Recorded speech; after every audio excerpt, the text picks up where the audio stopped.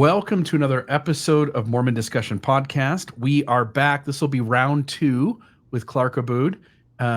Clark, how are you doing today? I'm doing great. Thank you. Excellent. I did reach out to, by the way, folks, I'll just say for a precursor, if you're tuning into this as the first time that you're listening to Clark and I having a conversation, you are joining in part 2. We would suggest going back and watching part 1.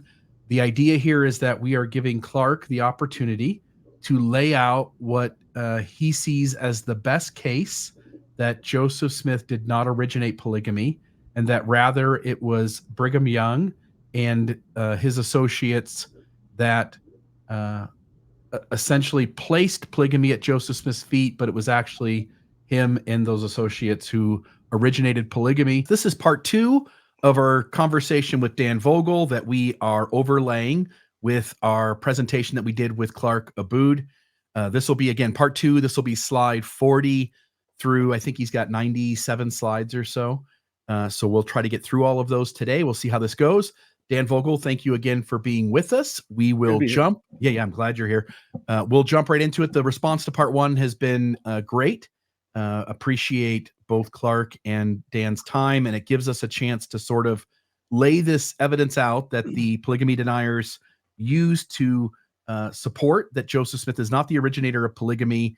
And Dan here and I have a chance to sort of, me talking to Dan, have a chance for him to sort of explain how these documents are seen in the light of how historians look at them, and to also give us context that maybe Clark isn't aware of, and to help us sort of refine, I think, for both sides, understanding how the other side sees things, and to make sure that we do the best job we can to get it real history and most reasonable conclusions based on what the evidence says. So let's jump into it. I'll put the slideshow up, and what we have here is slide number 40. We ended with slide 39 last time, so slide 40. Dan Vogel, take it away. So now I believe this is where we are starting off today. Yeah, so Willard Richards wrote a letter to Brigham Young on July 29th, 1843, stating that there was a new revelation that he had not seen it yet. So one of the questions I would have is, Willard Richards is a personal scribe of Joseph, and you would think he's a polygamy insider. He would be shared this by Joseph Smith by the time it was created, July 12th, 1843. So I believe this is just a little hint that the revelation given was not something that Willard Richards was aware of. It would be something like the monogamy revelation that I think Joseph Smith taught. Okay, so this is just a small point here. Yeah. Yep. All right, well, we have here where Clark says Willard Richards wrote Brigham Young a letter stating that on July 29th, 1843, there is a new revelation and that he has not seen it yet. Clark infers from this that this must be not referring to D&C 132, because certainly Willard Richards would have seen it. And there's no reason to believe Willard Richards wasn't referring to 132. I don't know where Willard Richards fits in the hierarchy for reading new revelations, but I'm sure it was being passed around, and it finally made it to him about 17 days later, 17 days after 132 was dictated. Before mailing the letter to Brigham Young in New York, Richards crossed out the entire entry, implying perhaps that he had seen it by then. Richards was probably referring to D&C 132, not a revelation on monogamy for which we have no evidence.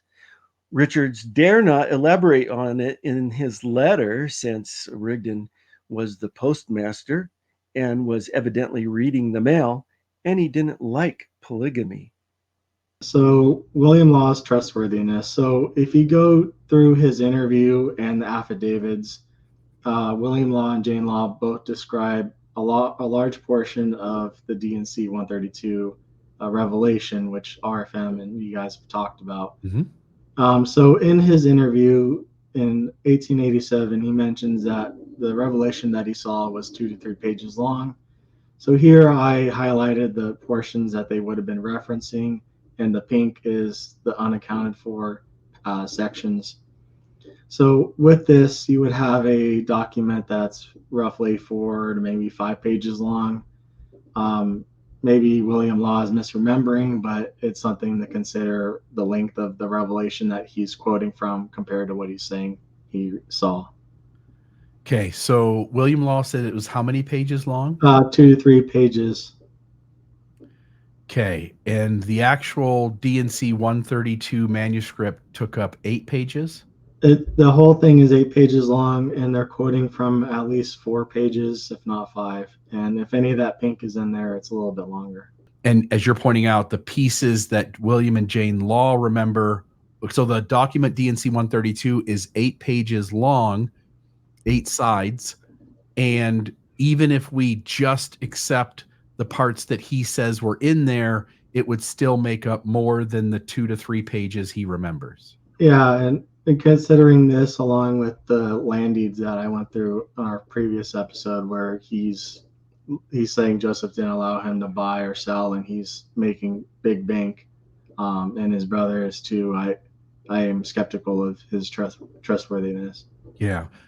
We don't know if the Laws saw Clayton's original transcript of D&C 132, that it is, or Kingsbury's copy.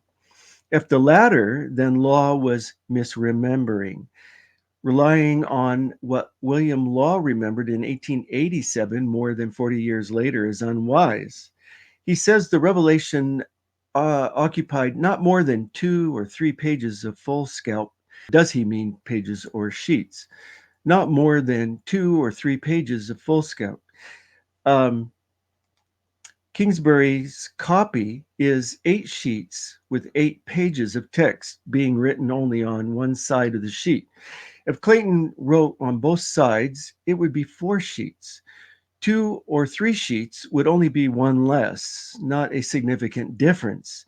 In the Temple Lot case in 1892, Kingsbury couldn't remember how many sheets or pages it took to record the revelation. His best guess was there was as much as 2 large sheets, if not more. Question: do you mean 2 full sheets written on all sides, or do you mean just 2 pages? Answer: I wrote it on whatever paper it took, but I can't tell you how much paper it did take. I can't remember these things, and I don't believe anybody else could. A problem with Clark's methodology is his assumption that the Laws described everything that was on the manuscript that they were shown. There was no attempt by them to be complete or exhaustive in their description, or if they could remember everything. William Law added something in 1887 that had not been mentioned by Jane in 1844. So the premise of Clark's argument is false and makes no sense. Another problem is that Jane Law remembered the part about the 10 virgins, which is the 11 and a half verses at the end of the revelation that Clark says is from scribe number 2. So the document the Laws saw was complete. Kingsbury said he copied the revelation either the day Joseph Smith dictated it or within 1 or 2 days. And this really has to be the case, since he left on his mission to the eastern states, which was on the 25th of July, 1843, 13 days after the revelation was dictated by Joseph Smith.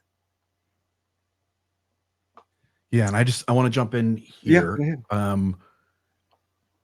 So one is that, at one point, William Law makes a statement that sort of limits the length of the revelation to a certain length, which doesn't match the number of pieces of manuscript exactly. But then there's another place you're pointing out where he's more ambiguous, mentions that there's sort of an issue with trying to remember these kinds of things, which seems natural when you're talking years and years later to be able to say, no, that was definitely 3 sheets of paper. That was definitely 2 sheets of paper. And again, we're talking about whether it's 1 side or 2.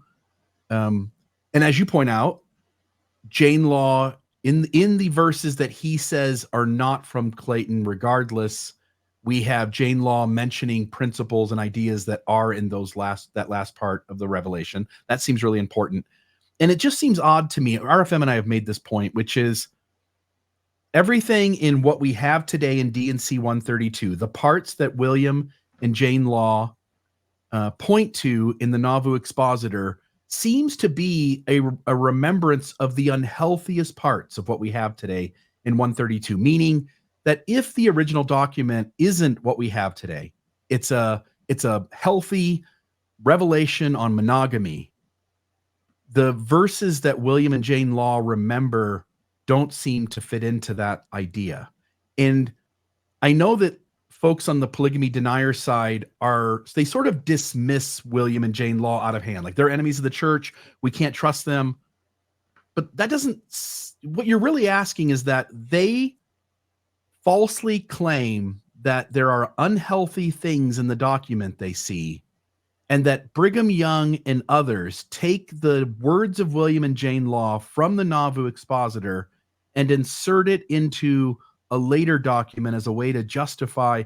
And again, I feel like that strains, for lots of reasons, strains the mind from that being any sort of reasonable thing that would have happened in light of sort of all the details of this. Again, Leonard Sobey, we talked about last time, being out of the church, having aligned himself with the Rigdonites. And he says the same thing, like, this is the document. This is what it is. I remember this. And so those kinds of things sort of point to William and Jane Law are telling the truth. They may not get it perfect. They may not remember everything exactly, but they seem to have an awareness of the unhealthy parts of D&C 132. They know why that document bothered them.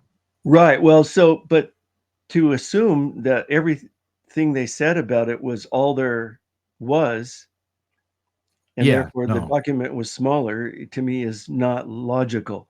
And the law, William Law, in 1887, 40 years later, he was remembering that there were not more than 2 or 3 pages of foolscap paper. Yeah. And that's hardly any different than what Kingsbury saw, and or what he actually wrote. We actually have the Kingsbury document, and we know how long that is. We don't know how long William Clayton's original was.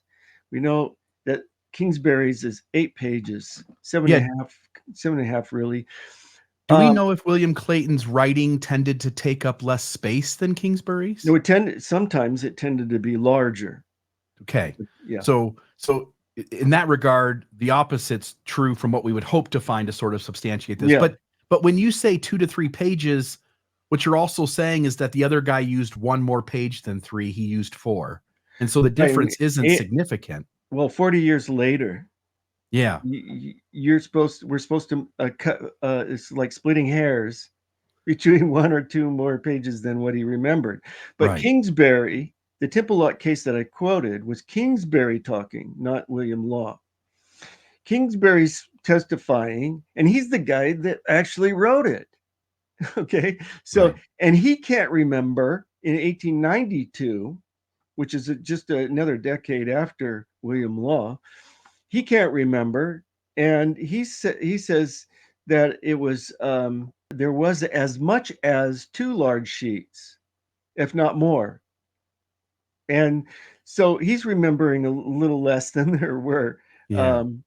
And then the attorney cross-examines Kingsbury and is trying to get out of him, well, is this both sides or just one side, or what? And he can't remember. He just gives a flippant kind of response by saying it took as much as it took, basically, right. Is what he's saying.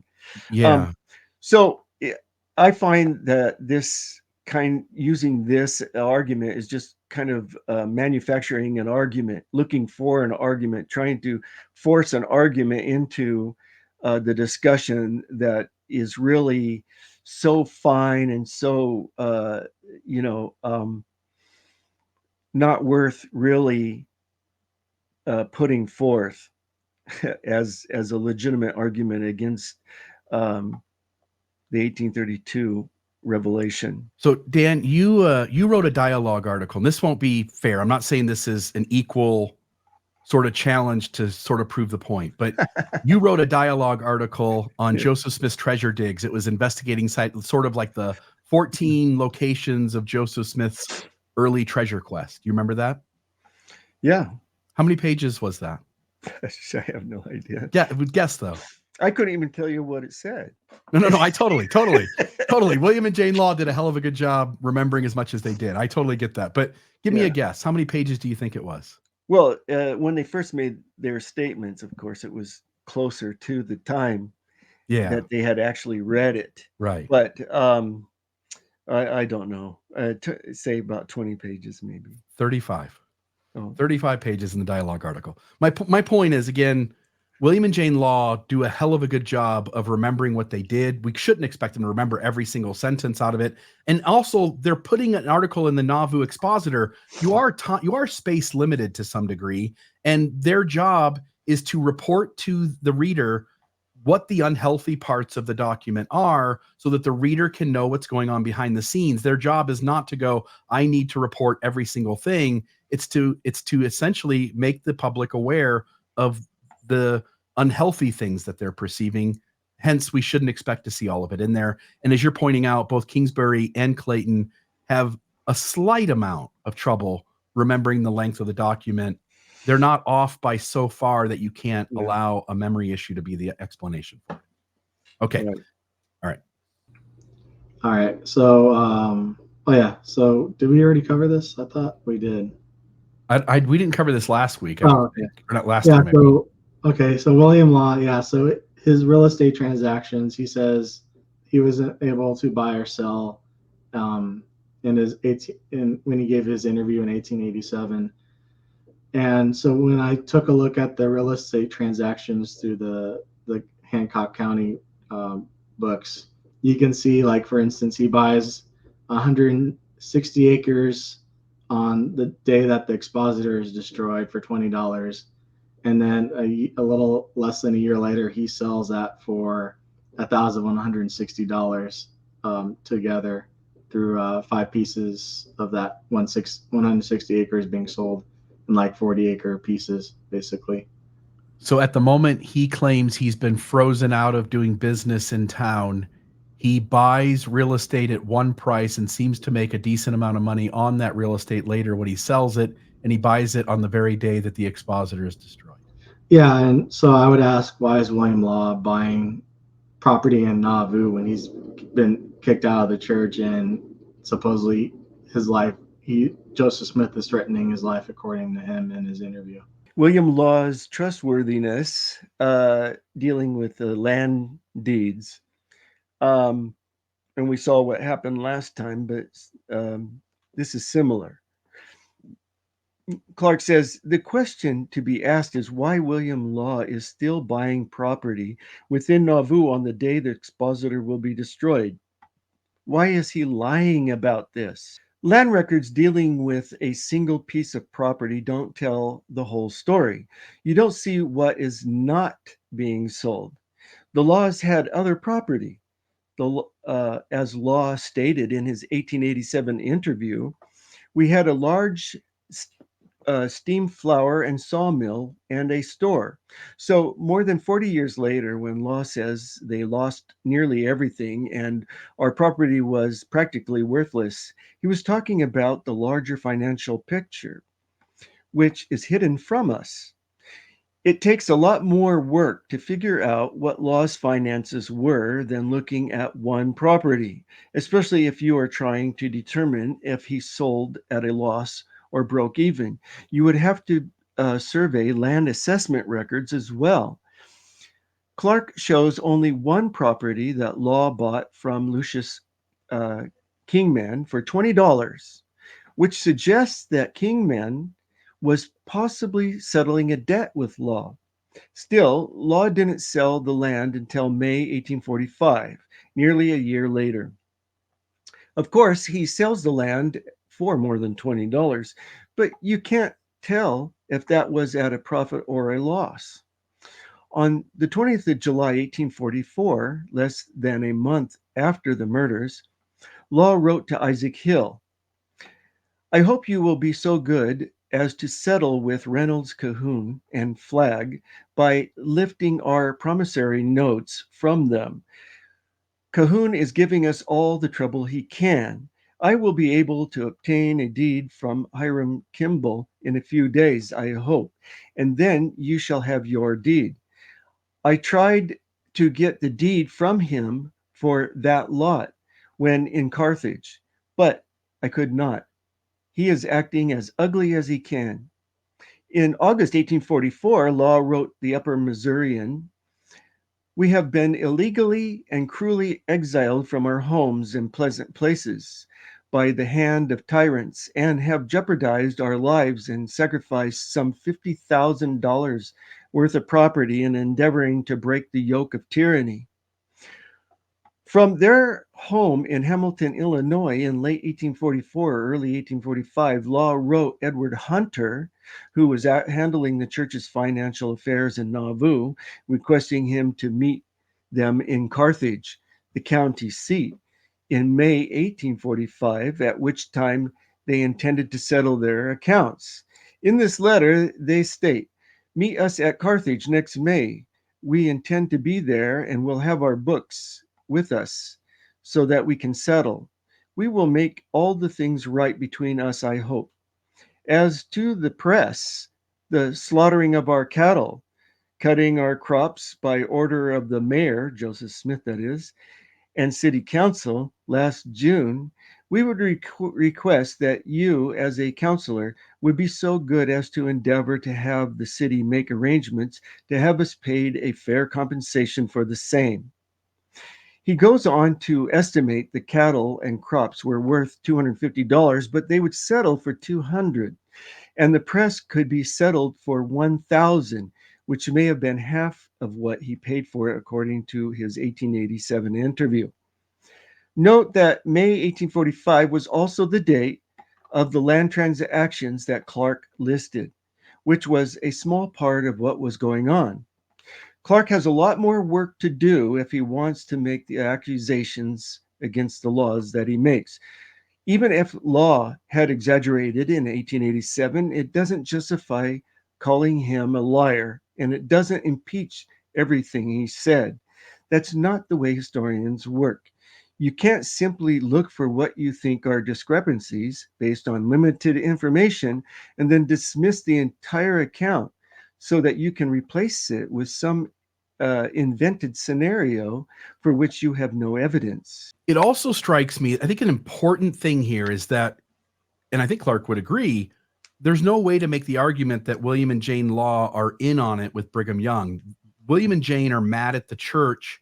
They don't end up, they're mad at, they're mad at Joseph. They're separated from the church. They don't come back and join the Brighamites. They're not part of this master group. So even though you can say, well, they're enemies of Joseph, they're enemies of the church, we shouldn't trust them, their testimony has to stand on its own. And because they're a separate witness from Brigham or anyone associated with them that they're claiming is in on this, that also adds a component of trustworthiness to what they're saying, because they're not part of the master plan, if that makes sense. Well, yeah, I don't think they were part of any master plan because they are against polygamy.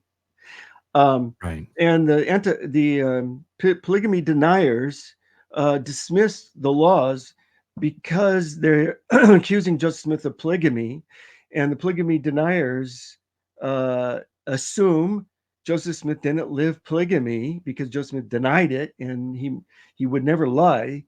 Therefore, the laws are lying, and they're bad people. And so you have a circular definition or judgment on the laws. What if the laws were right? What if they were telling the truth? What if Joseph Smith was living in polygamy? What if he was teaching plurality of gods?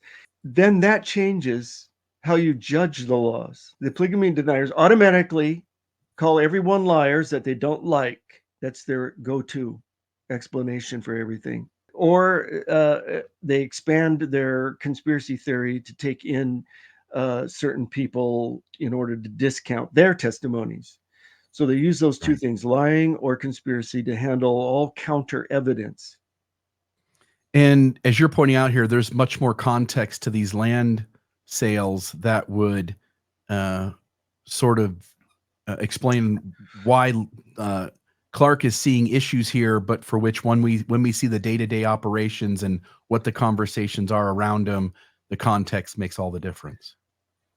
Yeah, we're just cherry picking little pieces, bits, partial information instead of doing what historians do, which is to look at the whole picture. Yeah. And that requires more work. Yeah, and then Wilson Law has the same kind of thing. He either breaks even or makes profit. So this first one here, he buys the land for $900, sells it June 19th, 1844 for $5,000. The second he buys for $400 and sells it in two pieces for $850 on June 11th, 1844. The third piece is for $333, and he sells half the acres for $500 on June 12th, 1844. So both Wilson Law and William Law make good profit on their property. They didn't lose anything. If anything, they gained wealth from afterwards, Yeah, so sort of the same thing. William Law's brother is also buying land at the very moment when these guys are claiming that Joseph Smith is mad at William Law. And these are properties. Wilson Law bought these in 1842. I'm showing a little earlier. Yeah, he's selling it after the expositors destroyed, and I'm wondering who's buying all this. Okay, more on the law's trustworthiness. This is where Clark questions Wilson Law, William Law's brother. And Clark says, Wilson, like his brother William, has a pattern of making even or making a profit. I guess he means breaking even or making a profit in the other transactions. The laws together are dishonest witnesses. And the only thing I have to say about that is it's unusual to hold Wilson Law responsible for what his brother said in 1887 in his 1887 interview, especially since Wilson died 10 years earlier in 1876. And what testimony did he give that Clark is trying to impeach? I don't know of any. Right. What I said about William Law's property applies here as well. The authorship of 132, the prototype. So Jane Law and Sarah Scott both talk about that this revelation that they saw or heard about. It limited men to having up to 10 wives. And so we have Sarah Scott saying, allowing the saints the privilege of having 10 living wives at one time in her June 16th, 1844 letter. So we have two witnesses saying this specific thing. But 132, if you click on the next slide. So we're going to talk about Jane Law and the 10 virgin comment, and that there's a limit of 10 virgins. And Clark also quotes Sarah Scott as a second witness. There are not two witnesses, as Clark claims. Actually, it was not Sarah Scott, but her husband, Isaac Scott, who wrote the first part of the letter.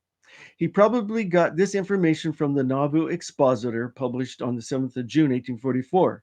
The Scots letter is dated 16th of June, 1844, which mentions both rumor and the Expositor as their source.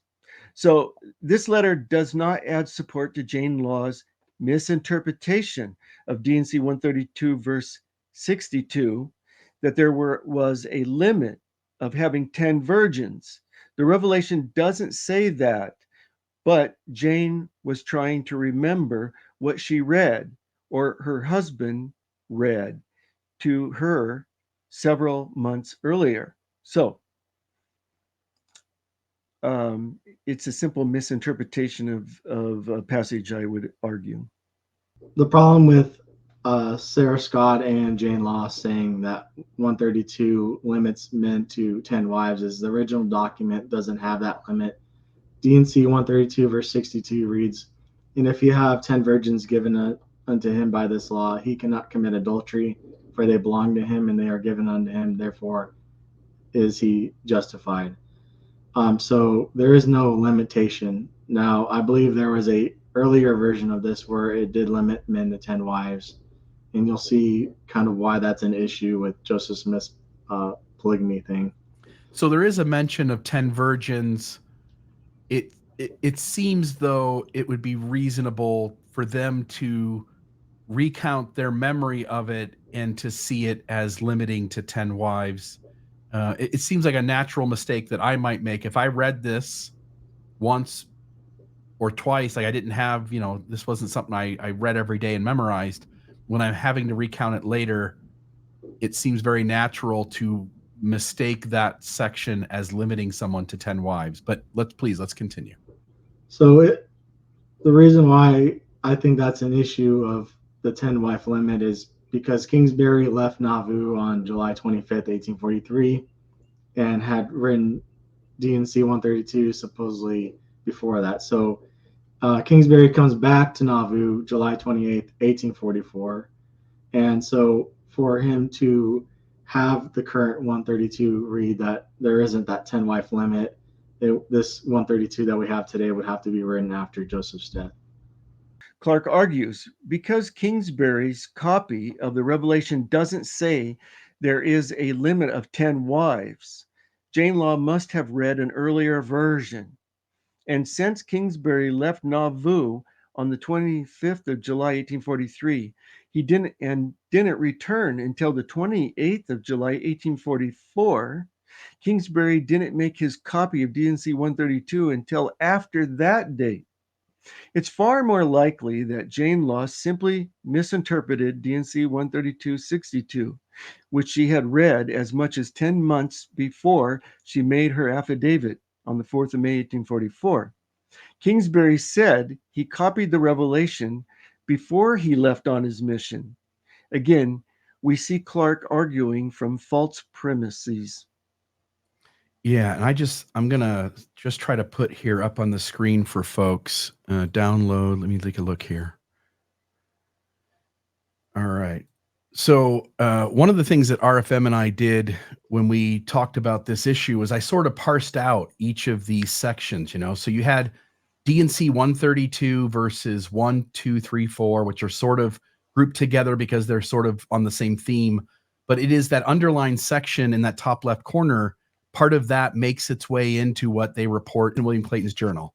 And then section 132 verses 15 is in William Law's affidavit in the Nauvoo Expositor. Section 132 verse 54, Jane Law's affidavit.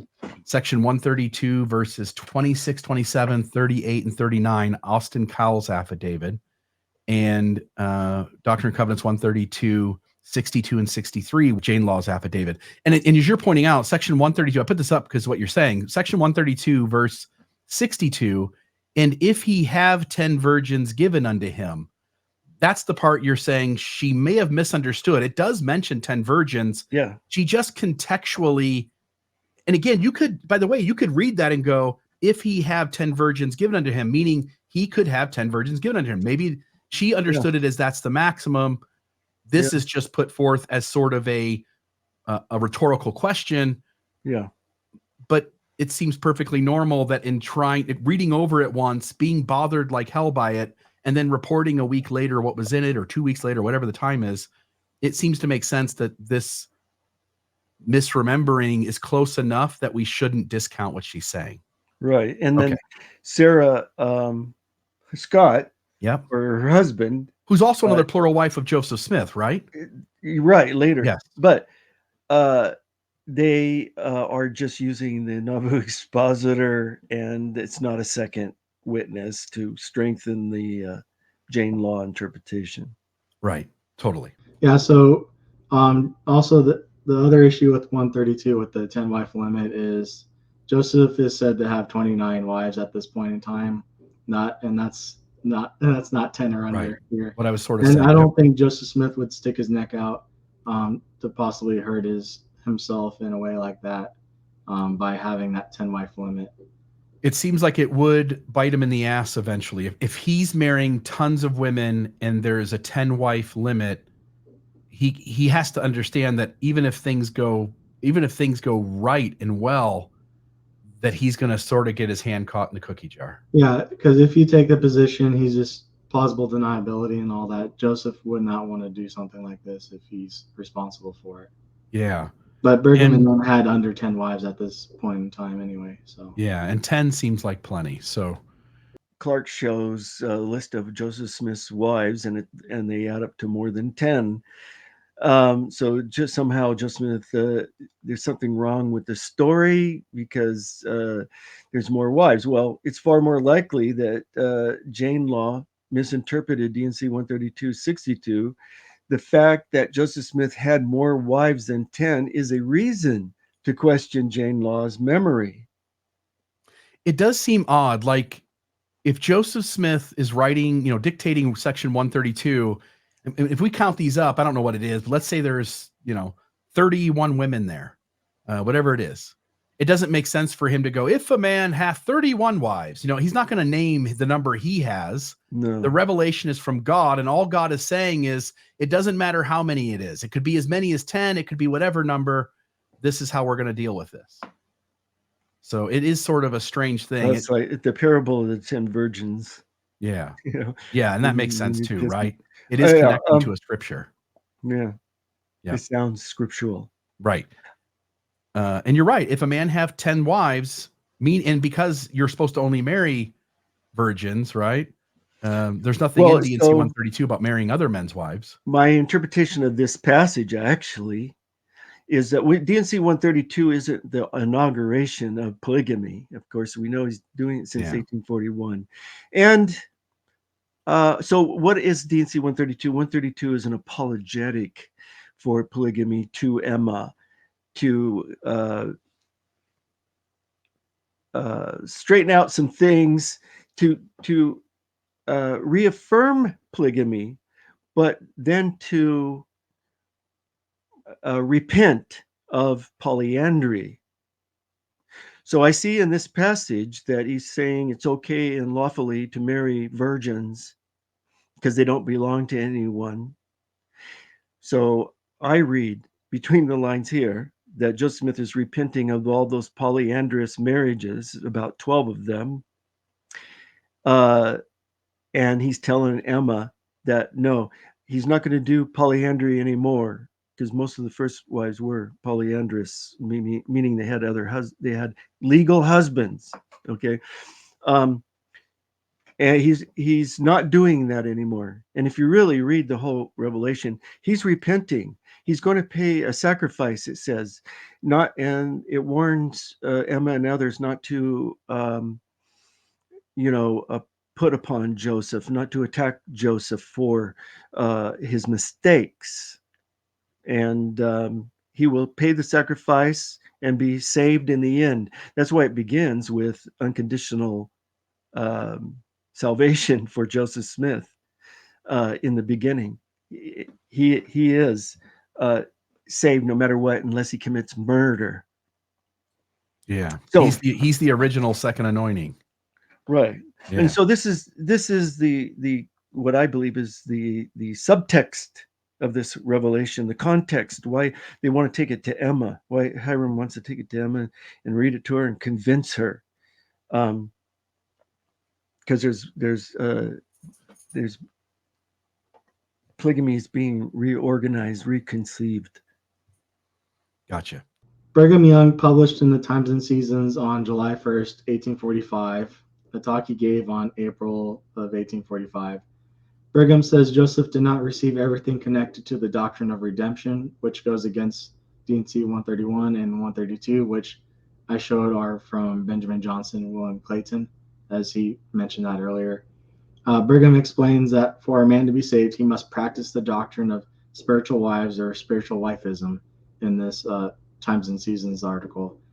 Now, the question I would ask is, why didn't Brigham release D&C 132 if he was willing to openly teach spiritual wifery at this point in time? I believe that 132 was a fabrication, vulnerable to being disproven, and the apologetic argument by the church today that celestial marriage is not spiritual wifery is null and void. So you did a good episode with RFM that Brigham taught that polygamy was necessary for exaltation, that you couldn't go to the celestial kingdom without polygamy, right? Celestial marriage episode. Yeah.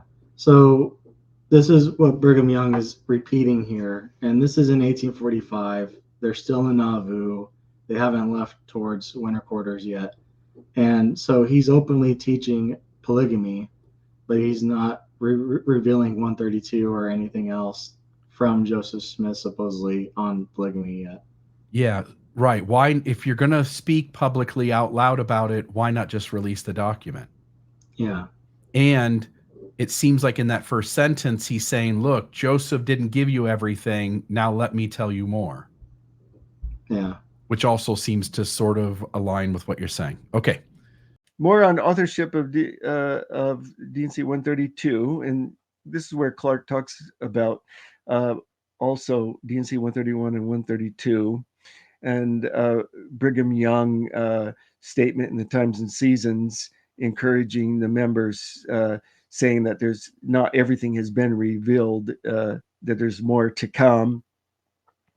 Brigham explains that for a man to be saved, he must practice the doctrine of spiritual wives in 131. Now, Clark asks, why didn't Brigham Young release 132 if he was willing to openly teach spiritual wifery? This suggests, and so Clark is suggesting that Brigham Young is openly teaching polygamy in Nauvoo before they go to Utah, and the official release of that information was 1852 in Utah, not in Nauvoo. But Clark is reading some statement Brigham Young makes about spiritual wifery, and interprets that as he's revealing it in public. So why doesn't he just reveal 132 at that time? That's because D&C 132 didn't exist, is his argument. So Clark again argues from false premises. First, nothing in D&C 131 and 32 says no more would be revealed. Brigham Young was merely encouraging the members to stick with the apostles, for Joseph Smith had given them the keys and there was more yet to come. Nothing contradictory about that. Second, Brigham Young didn't say, as Clark asserts, that for a man to be saved, he must practice the doctrine of spiritual wives. Sure, that is what D&C 131 and 32 do say, but that's not what Brigham Young was saying.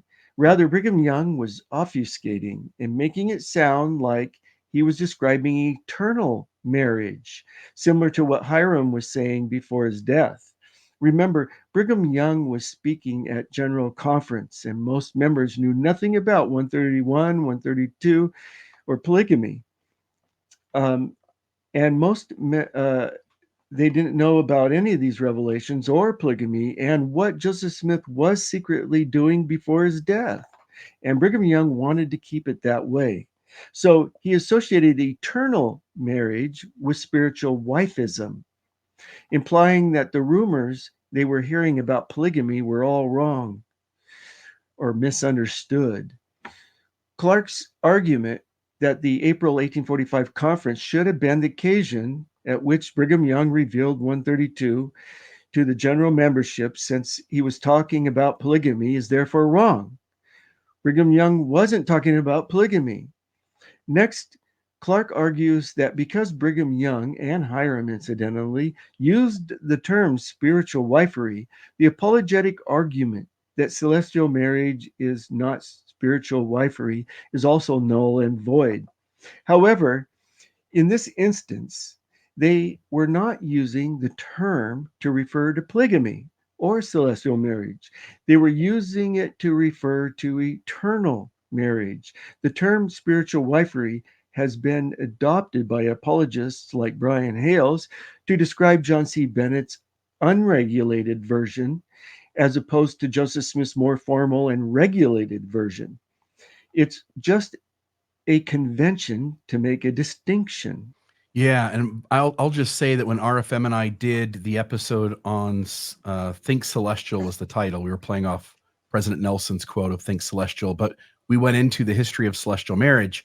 And what I discovered in the research for that episode was that, to what you're saying, while modern day discussion often separates spiritual wifery as bad, celestial marriage, polygamy, plural marriage, eternal marriage with multitude of wives being good, one follows the rules, the other one seeks to work outside the rules. When you get into the early history of the church, when this is all happening, that's all muddied. It's not, there aren't these clean cut delineations. There are righteous, believing members who are referring to polygamy as spiritual wifery. There are folks who would be seen as outside the rules, referring to it by the other terms that have a righteous label to them. And it is an afterthought to sort of cut clean lines, as you point out, to make a distinction. Yeah. Yeah. It's just a convention. Yeah. And Hales is perfectly aware of those quotes. Yeah. You know. Yeah, and it makes it so the reader who's not diving far into the data gets to very easily delineate in their mind the good from the bad. But again, when you get into the early statements of the church at the time it's happening, it's just more nuanced than that. It's much more, it's not black and white. It's not, this is the good instances because of the term that's used. These are the bad instances because of the terms that are used. It's more muddied than that. Okay. All right. So William Clayton claims that Emma had Joseph's deed her land in exchange for making her upset with 132. So Emma's pissed off about 132. Joseph gives her land. This is straightforward. A deed land to Emma and no mention of deeding land to Hiram or anyone else. So William Clayton's account is contradicted by a deed being originally made out to Hiram Smith. You can see that on the Joseph Smith papers. This is something that Michelle Stone brought up that I thought was interesting. So here you can see it was originally made out to Hiram Smith, same lots and deeds, but it's scratched out with Hiram's name and written in Emma over it. So I would ask, there is no reason for Clayton to deed the land to Hiram initially before changing it to Emma. I believe this demonstrates Clayton crafting a story rather than changing his mind halfway through. Yeah, it seems strange that you would start off intending to deed land to Hiram and then suddenly decide that, no, that's going to be Emma. Yeah, and not mention that. And you're not pissing off Hiram, you're pissing off Emma. So, yeah. Clark says William Clayton's account is contradicted by the deed being originally made out to Hiram Smith. There is no reason for Clayton to deed the land to Hiram before changing it to Emma. This demonstrates Clayton is crafting a story and changing his mind halfway through. Clayton is just a scribe. Clayton is not crafting a story. And then changing it from Hiram to Emma. That makes no sense. If his journal, which mentions Joseph Smith telling Clayton to deed the land to Emma, isn't contemporary, and he was crafting a story about the transfer of property, he would have to follow what was recorded in the deed in Emma's possession, which he had legally recorded in the county's deed book on the 8th of July, 1844. It had also been recorded by Clayton into the Nauvoo's deed book on the 20th of July, 1843. So Clayton can't change the story later. Evidently, the draft, which names Hiram, came first. Possibly Joseph Smith was planning to transfer all the unencumbered lots to Hiram in case he was sued or even murdered, and then changed it to Emma after his and Hiram's confrontation with her as a way of appeasing her. A second draft was made by Clayton without Hiram's name. If something untoward was going on with Clayton, why did he not discard the earlier draft? He had nothing to hide. So if I understand you right, yes, the original document says Hiram, that's sort of crossed off. Now it says Emma, but it doesn't matter, because to make a later false document doesn't make any sense, because this is recorded essentially at the time it's done, and the document that's recorded has Emma. Hence, it can't be some later conspiracy to craft a new document. The document's already recorded with Emma's name. So while we don't know exactly what's going on in the moment that it's written, why Hiram's first and then Emma's put in, what you can't do is explain it away by saying at some later point, conniving parties got together and crafted a new document and put Emma in, because it's already been recorded and Emma's name is there. Right, in the county records and everything, and the deed she owns. So you can't change it to Hiram. There's just no, it wouldn't work. In fact, if the conspiracy theory is true, we should go back to the recorder's office, and the document we find there would have Hiram's name in it. Right. Yeah. Yeah. Exactly. Perfect. So then Emma's land deed is set for the sum of $10,000. This after the supposedly 132. But when we take a look at the pattern set by Joseph and Hiram when deeding land within the family, they deed it for $1. So this suggests that the author of Emma's land deed wasn't Joseph, nor did Joseph author 132, as it doesn't really fit how Joseph and Hiram would deed property. Simply based on the price. Yeah, simply based on the price. Now you could try and argue, well, Joseph's maybe mad at Emma, but I don't believe that's the case here. Yeah, so I don't think money is exchanging hands on any of these anyway. Regardless of whether this is an after-the-fact creation by Brigham Young and those associated with him, or whether this is Joseph Smith, it seems as though regardless, the whoever's giving the land out is giving it out on some sort of personal agenda and isn't really handling the land in a responsible way. And so the costs, first off, the deeds to Emma were a significant number of lots. So I would expect that to be a larger price. The other two, I think, are just a smaller piece of land, or maybe even just one lot. For the $1, that makes sense. There were also other land deeds that were for $1 as well. The other thing I think that is at least intriguing is that when you sell the land, at least in writing, to a certain price, not that any money actually exchanged hands, but you sort of create a value. In other words, Emma can then go to the next person and say, I paid $10,000 for this land. 3 years have passed. I'd like $12,000 to sell it. So there may be some merit in creating value by putting a price on there. I don't think anybody paid $10,000. I don't think anybody paid $1, to be honest. I was asking if it was like some kind of tax issue, but that doesn't seem to be that, because you can sell your car for like $100 or something like that for taxes. Yeah. And I know a lot of people who sell their car, they buy a car for $10,000, but the purchase agreement ends up saying $100, so. Yeah. I thought you made a good point about the property increasing in value, and that why Joseph Smith put $10,000 instead of $1. The $10,000 amount doesn't matter. It's not a real purchase. Joseph Smith didn't pay himself.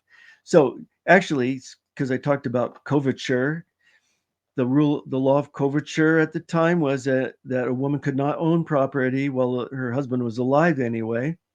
That whatever she did own was automatically the husband's property. So when he sells it to Emma, he really owns it still, but it's a means of inheritance, a way of passing it one way, or avoiding taxes, avoiding creditors, or some of the other reasons.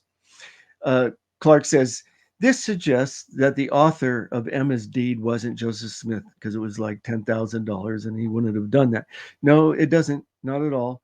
Nor did Joseph author 132. How is this deed connected to 132? I don't see the logic. Joseph also left no will, suggesting this to be a forgery. This also makes no sense what does a will have to do with the land transaction? All we know is that Emma had the original deed and that it was filed in both Nauvoo and county deed books. Yeah. I don't know what necessarily to add to this, but man, it just seems though it's this strange thing where at this moment of time, by the way, I know Emma stays around in Nauvoo and I sort of know that history, but was she actually left these unencumbered lots? Do we know that Yeah. the way the legal system worked out and the way all the bickering back and forth between various successor people of Joseph Smith, does she end up with all of these lots in her ownership going forward into the future? She had to, she went to the county and registered these lots. Yeah. Do we know if that no funny business took them away from her? Like as she lives in Nauvoo, does she own these lots or does she end up sort of getting screwed and ends up with less than what she was supposed to get? Oh, I haven't followed him on out into Emma's life and Yeah. when she marries Biden and what happens. Yeah. And I haven't done any of that. It would seem as though if the lots remained in her possession, that would be evidence that things happened as the historians say it did. In other words, if there's some sort of conspiracy theory to switch names and make this do something different, then Emma would not harbor any weird feelings because she never got the land to begin with, right? And we wouldn't see her having the land going into the future because that moment in time really didn't happen the way we say it did. And hence, that's why I'm expressing some interest in sort of wondering how that plays out. So that might be an interesting historical point to sort of chase down and find out. Well, it's never ending. Yeah. And I'll also just say that, Joseph Smith doesn't have any business giving out lots to settle his personal issues going on in his life. These lots belong to the government, and he seems to be mismanaging them in terms of settling his own affairs by using it. And as we pointed out in our episode, almost in every one of these $1 or $10,000 cases, no money is even exchanging hands. This is sort of a gift for some reason. And it seems to be explained by far the most rationally as some way to settle the issues with polygamy. They seem connected, yes. Yeah. But a full-scale examination of Joseph Smith's finances probably should be carried out by the real experts associated with the Joseph Smith papers, probably, and the legal papers. Yeah. It would be interesting to see what would come up if you did it like an audit, of Yeah. Joseph Smith's finances. When this episode is over, I'll reach out to a few connections I have at the Community of Christ. They would probably be in the best position to know what happened with the land given to Emma when she stays back in Nauvoo. So the deed book. So I think this is something to be considered. So following the death of Joseph, Emma got a lawyer and requested to see all the records of the trustee and trust and other financial papers. Clayton was so concerned, according to him, in his August 15th, 1844 journal, he says, I replied to her that there are many things which I was unwilling that the world should know anything about and should not lend my hand to ruin the church. Emma replied, I neglected her and spent my time in secret council of the 12. It's the secret things which cost Joseph and Hiram their lives. So I showed in the first episode we did some of the... Who's the her? Who's the her that Emma is saying? So when Emma says, I neglected her. So Emma's saying, you neglected me. And Clayton's saying, I neglected her. Emma. Oh, Clayton's saying that Emma replied that I neglected her. Yeah. Okay. So I would say Clayton is concerned about showing Emma and the lawyer the land deeds because of the Sylvia Sessions land deed, which we talked about last week. And then also, I think this land deed as well, and the other things going on there. And so something else that's interesting is August 16th, 1841. Earlier, all the property was in numerous hands, like the records of it. But on August 31st, 1841, Brigham and the 12 talked Joseph into putting the property into the trustee and trust name and to centralize all the land deeds. So this would make it possible to carry out fraudulent land deeds and seize all property once Joseph was out of the way. I think I showed that they were trying to usurp the church as early as August 1841, and I think them centralizing the land deeds was part of that, as we'll go through the conspiracy of the murder itself. Okay, so they changed sort of their policy around how they handle the land deeds, and that change would have allowed more access and ability to manipulate them. Yeah, and I think Clayton was concerned about that tearing down the Brigham's church and finding out he was behind fraud and conspiracy and other things. Clark says he's showing us the fraudulent land deeds. If this got out back then, it would have been the end of Brigham and others on numerous charges of murder, fraud, and conspiracy. So this is Clayton's refusal, I think, to work with Emma and to show the trustee and trust books and financial papers. I don't think Clark has demonstrated that there were fraudulent land deeds, but fraudulent land deeds do not prove murder. Besides, Clark implicated Joseph Smith in the fraud. No doubt full disclosure of both church finances and Joseph Smith's finances would turn up irregularities, but not what Clark has shown. Clayton and other church leaders were protecting Joseph Smith and the church and Emma. They didn't want Wood, that's the attorney for Joseph Smith and later Emma. They didn't want Wood to find out their hidden assets or to use church funds to pay Joseph Smith's debts. They didn't have to. Wood might also find the details of Joseph Smith's land speculation, his possible evading taxes by commingling of personal and church property, or using church funds for personal use. This last one, Emma may have been guilty of herself.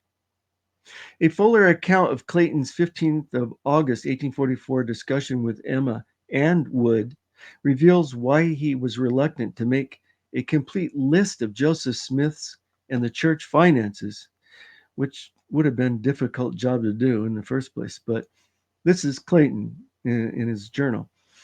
While Wood, was talking, I felt as though he was laying a deep plan to find out our situation of the private and public matters of the church and to lay a trap for our ruin. I did not feel free to give him the papers of the boat, that is the Maid of Iowa, until I could get counsel from Brigham Young and the other apostles. Emma seemed very much dissatisfied. I went to see Elder B. Young and have his counsel. I laid the matter before him, and he advised me not to give Wood any accounts pertaining to the business of the trustee and trust. We both went over to Brother Whitney's and stated the matter to him. He was also of the opinion to Wood's interfering with the business of the trustee and trust. I then went to see Emma. I found her alone and began to talk to her and tell her what I thought Wood's intended to do. She grew warm and said that all the business of the trustee must be presented. We had no secrets that we must keep back from the public, for she was determined to have everything settled now.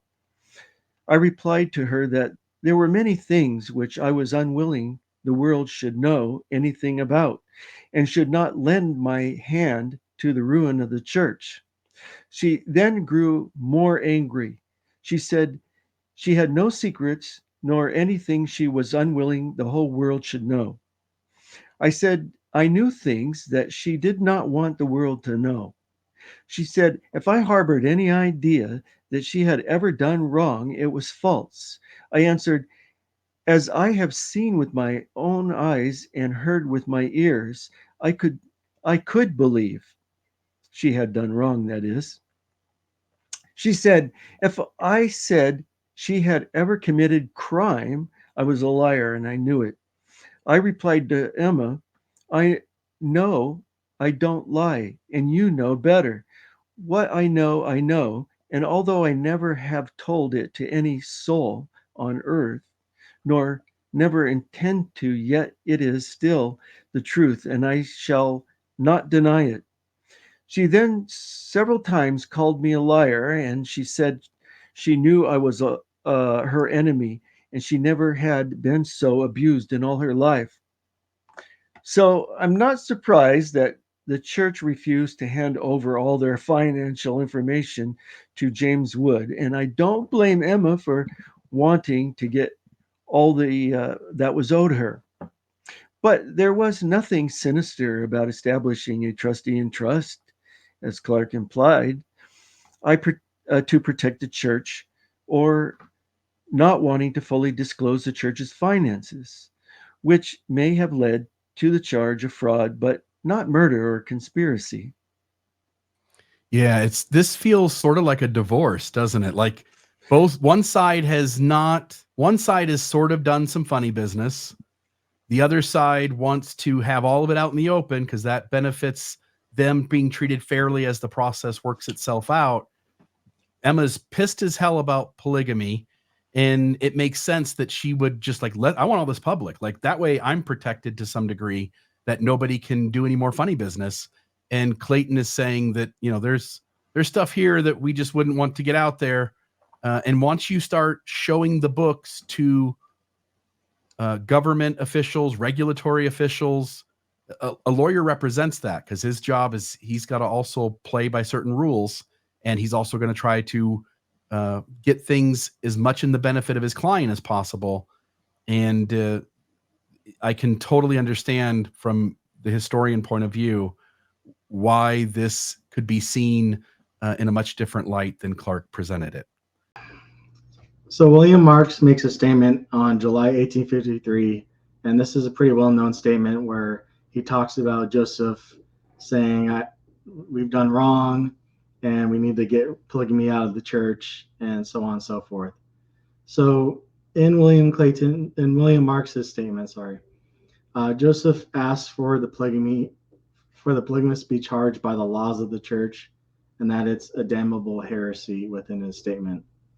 Joseph also says that it has been practiced among us rather than by myself and others. Joseph doesn't know who the polygamists are, and he wants investigations on finding out who they are. Joseph is asking for the Nauvoo High Council to excommunicate polygamists, which discredits the idea that Hiram Smith taught them polygamy on August 12, 1843. And Joseph also doesn't refer to a difference between those doing polygamy with or without his supposed keys of authority. So those are some things that are brought out on William Marks's statement. Now, Brian Hales likes to say, oh, this is a fake statement by William Marks or whatnot, because William Marks didn't have authority to excommunicate the 12 or authority over the 12 because he was in the Nauvoo High Council, which will show William Marks had authority over the 12, but that was changed by forgeries. Yeah. So here what you're saying is that William Marks, what Joseph Smith allegedly tells Marks, what he's recounting Smith told him, fits very well with Joseph Smith being an outsider to this issue and wanting it addressed immediately. Yeah. This slide and the next, Clark gives us two statements by William Marks, who reported that Joseph Smith shortly before his death was about to abandon polygamy. Clark interprets Marks's account of Joseph Smith's words as pertaining only to the apostles and others who were practicing polygamy, but not to Joseph Smith himself. D. Michael Quinn interpreted Marks's account as including Joseph Smith, that he was sincerely intending to abandon polygamy, whereas Brian Hales disbelieves Marks's account altogether. Hales points out that the High Council didn't have authority to try the apostles, and that most of them had already accepted D&C 132 when it was read to them the previous year. I haven't made up my mind on this matter, But I'm skeptical of Marx's account, since I think Joseph Smith was planning to leave the U.S. anyway, where polygamy could be practiced openly. There is another statement of Marx that I think puts a different light on the two statements Clark has quoted. Marx was the president of the Nauvoo High Council on the 12th of August, 1843, when Hiram read Doctrine and Covenants, section 132, to them. 15 men were present. 6 of them left a record of their having heard it read. 10 subsequently became polygamists. 3 were already polygamists, and 2, William Law and Austin Cowles, rejected it.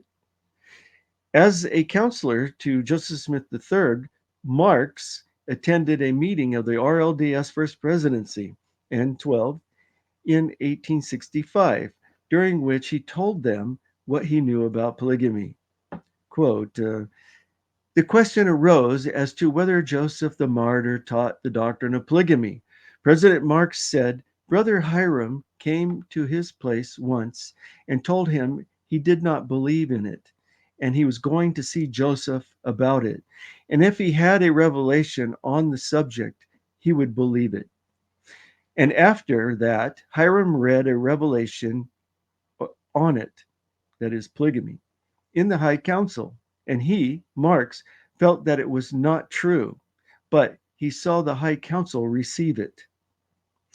Clark's first quote of Marx dates to 1853, while he associated with Charles B. Thompson's splinter group before he eventually joined the RLDS Church in 1859. Clark notes, Joseph says that polygamy, has been practiced among us rather than by myself and others. It's difficult to make such a fine distinction in how Marx phrased what Joseph Smith had said 9 years earlier, but we know Marx subsequently stated that he knew more clearly what he knew more clearly to the RLDS leadership in private. So we have Marx contradicting this statement in private and saying something else in public. So I would ask Clark, who are the liars, the polygamists, or the polygamy deniers like Marx and the RLDS leadership? In his 1853 statement, Marx quotes Joseph Smith saying, I have been deceived. Some have interpreted this as deceived by Brigham Young and other leaders who were practicing polygamy. But I think Marx understood it as meaning Joseph Smith got a false revelation. Finally, Marx also states, Joseph, however, became convinced before his death that he had done wrong. Hales argues that Marx's wording does not state that Joseph felt that he personally had done wrong. Maybe not. Perhaps he meant he had done wrong to introduce polygamy because it was destroying the church, except there are accounts that he was commanded by an angel with a sword. Whatever it means, it implies he was involved in polygamy and that he had done wrong. So then we have an RLDS source, Edmund C. Briggs, one of the apostles in that church. And he says, so this is the earliest version I could find. It's from April 22nd, 1903. And so in this, let me just read the highlighted portions. He says, I said to him, did you, when you had that conversation with Brother Joseph, think he had been in any way mixed up with polygamy or had favored it? He replied, no. Joseph was having his suit and he was killed before he had any chance to commence his investigation against whom he had suspicioned of teaching it privately. But I thought he had been deceived in some of the men of the elders of the church and had much confidence in some of them. I then said, Brother Marx, did you ever see the revelation on polygamy before it was published in 1852 by Mr. Pratt? Marx empathetically replied, no, never. So Marx, while in the original, the first statement seems to indicate that Joseph regretted doing polygamy, what Marx is saying is that when I first had this interaction with Joseph, I didn't think of it that way. I understood Joseph Smith to be an outsider pointing to an inside problem, and only changed his mind to see Joseph as in on it later on after the fact. So no, on this, he's basically saying the revelation was not read to the Nauvoo High Council on that, specifically the teaching of let's do polygamy. And he's saying Joseph was not a polygamist, but he was trying to get polygamy out of the church. Right. Because his first statement can be interpreted in numerous kinds of ways. Yep. So I feel like this is one source that could help identify what he's trying to say. Yeah, this statement clarifies that when Marks had that interaction with Joseph Smith, that he understood Joseph to not be involved in pointing to a problem that was outside of himself. Yeah, and I feel like this is the correct interpretation because Joseph is asking the Nauvoo High Council to do the excommunications. I don't think if Hiram did teach them to do polygamy that he would ask them to do it. The account of RLDS Apostle Edmund C. Briggs is more problematic because it is secondhand and many years after the events and 29 years after Marks had died. In his memoir, published serially in the Saints Herald in 1901 through 1903, Briggs mentions visiting Marks in 1858 and asking him if he ever heard the revelation on polygamy before Orson Pratt published it in The Seer in 1853. He said no. We know Marks heard Hiram read the revelation in August 1844, so either Marks lied to Briggs or Briggs was lying in reporting what Marks said. Either way, Marks died in 1872 and was no longer alive to correct the record if he wanted to. We have Marks in that RLDS minutes of that hierarchy meeting saying that he heard it read, and Hiram was going to go to Joseph to find out if it were true, and then the next thing you know, he's reading it. Well, and he knows it was read, and the men on there's 6 men that testified to hearing it read. Yeah. So, and then we have Marks in public denying it. I mean, that's pretty direct evidence that Marks is not telling the truth in public. Yeah. And just to, again, to reference those 6 men who we have affidavits from, 5 of them end up staying with the Brighamites, I believe. And so it's possible, again, you can lump them all together and go, they also were told they had to testify that they knew that was what was read in the High Council and they're in on the conspiracy. But there's an anomaly again, which is that Leonard Sobey, and he's not part of them. He's not, you can tell by the way he speaks and where he joined and what his life followed, that he's not a company man.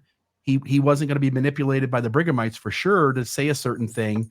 And he reports the exact same thing the other 5 men do, which is that 132, D&C 132, is essentially in substance the same document that Hiram Smith read in the High Council. Right. Yeah. So now let's get into some of the big meat here. October 5th, 1843. So this forgery was made between November 1854 to August 1855. So this is after Joseph's death. The original is in Joseph's journal. It forbids polygamy by the law of the church, being section 101 in the old D&C.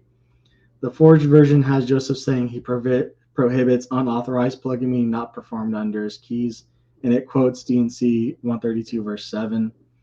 So something that's important about this change, about the journal itself before the change, is that this is during the time of them planning Joseph's murder, and I'll show that in just a second. So this is October 1843, and Willard Richards, the scribe who was doing this, did not put any ending punctuation after the word wife. You can see that on the top right there. And so he was intending to add on later to this journal entry after Joseph could not review his work, and that's my opinion on this.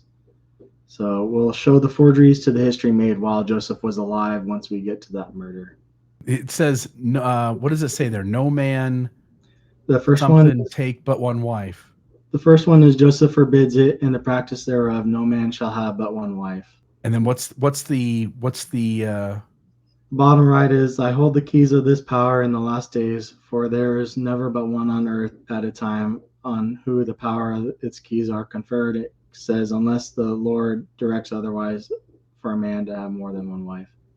Yeah. Now, I'm a little confused in only that the original thing you're pointing to is the old D&C 101, the revelation that's considered like the No. revelation that says monogamy, correct? I'm pointing to the top right is a journal entry for Joseph's journal for October 5th, 1843.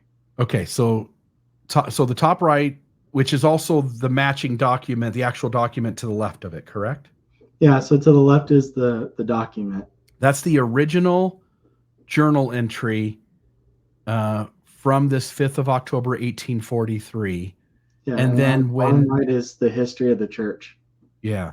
And then when it is recopied, it essentially has D&C 132 inserted in its place.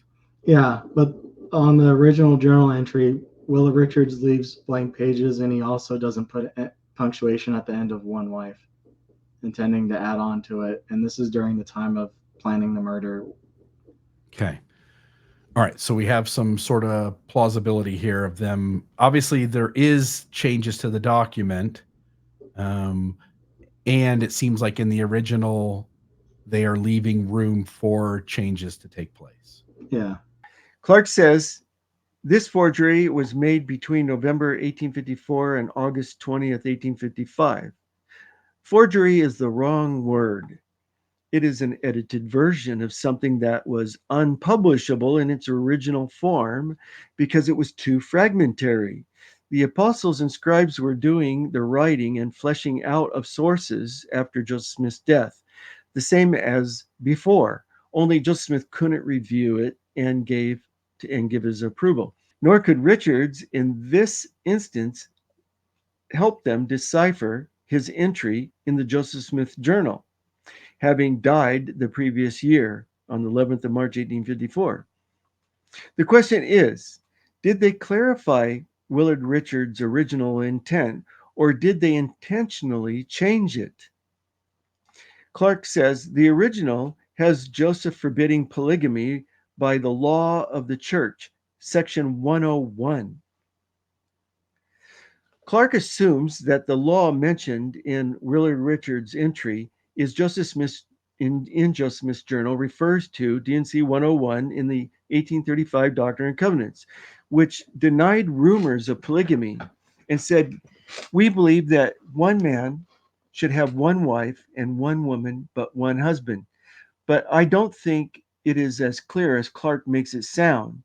D&C 101 was neither a revelation nor a law, but rather a policy statement to the world.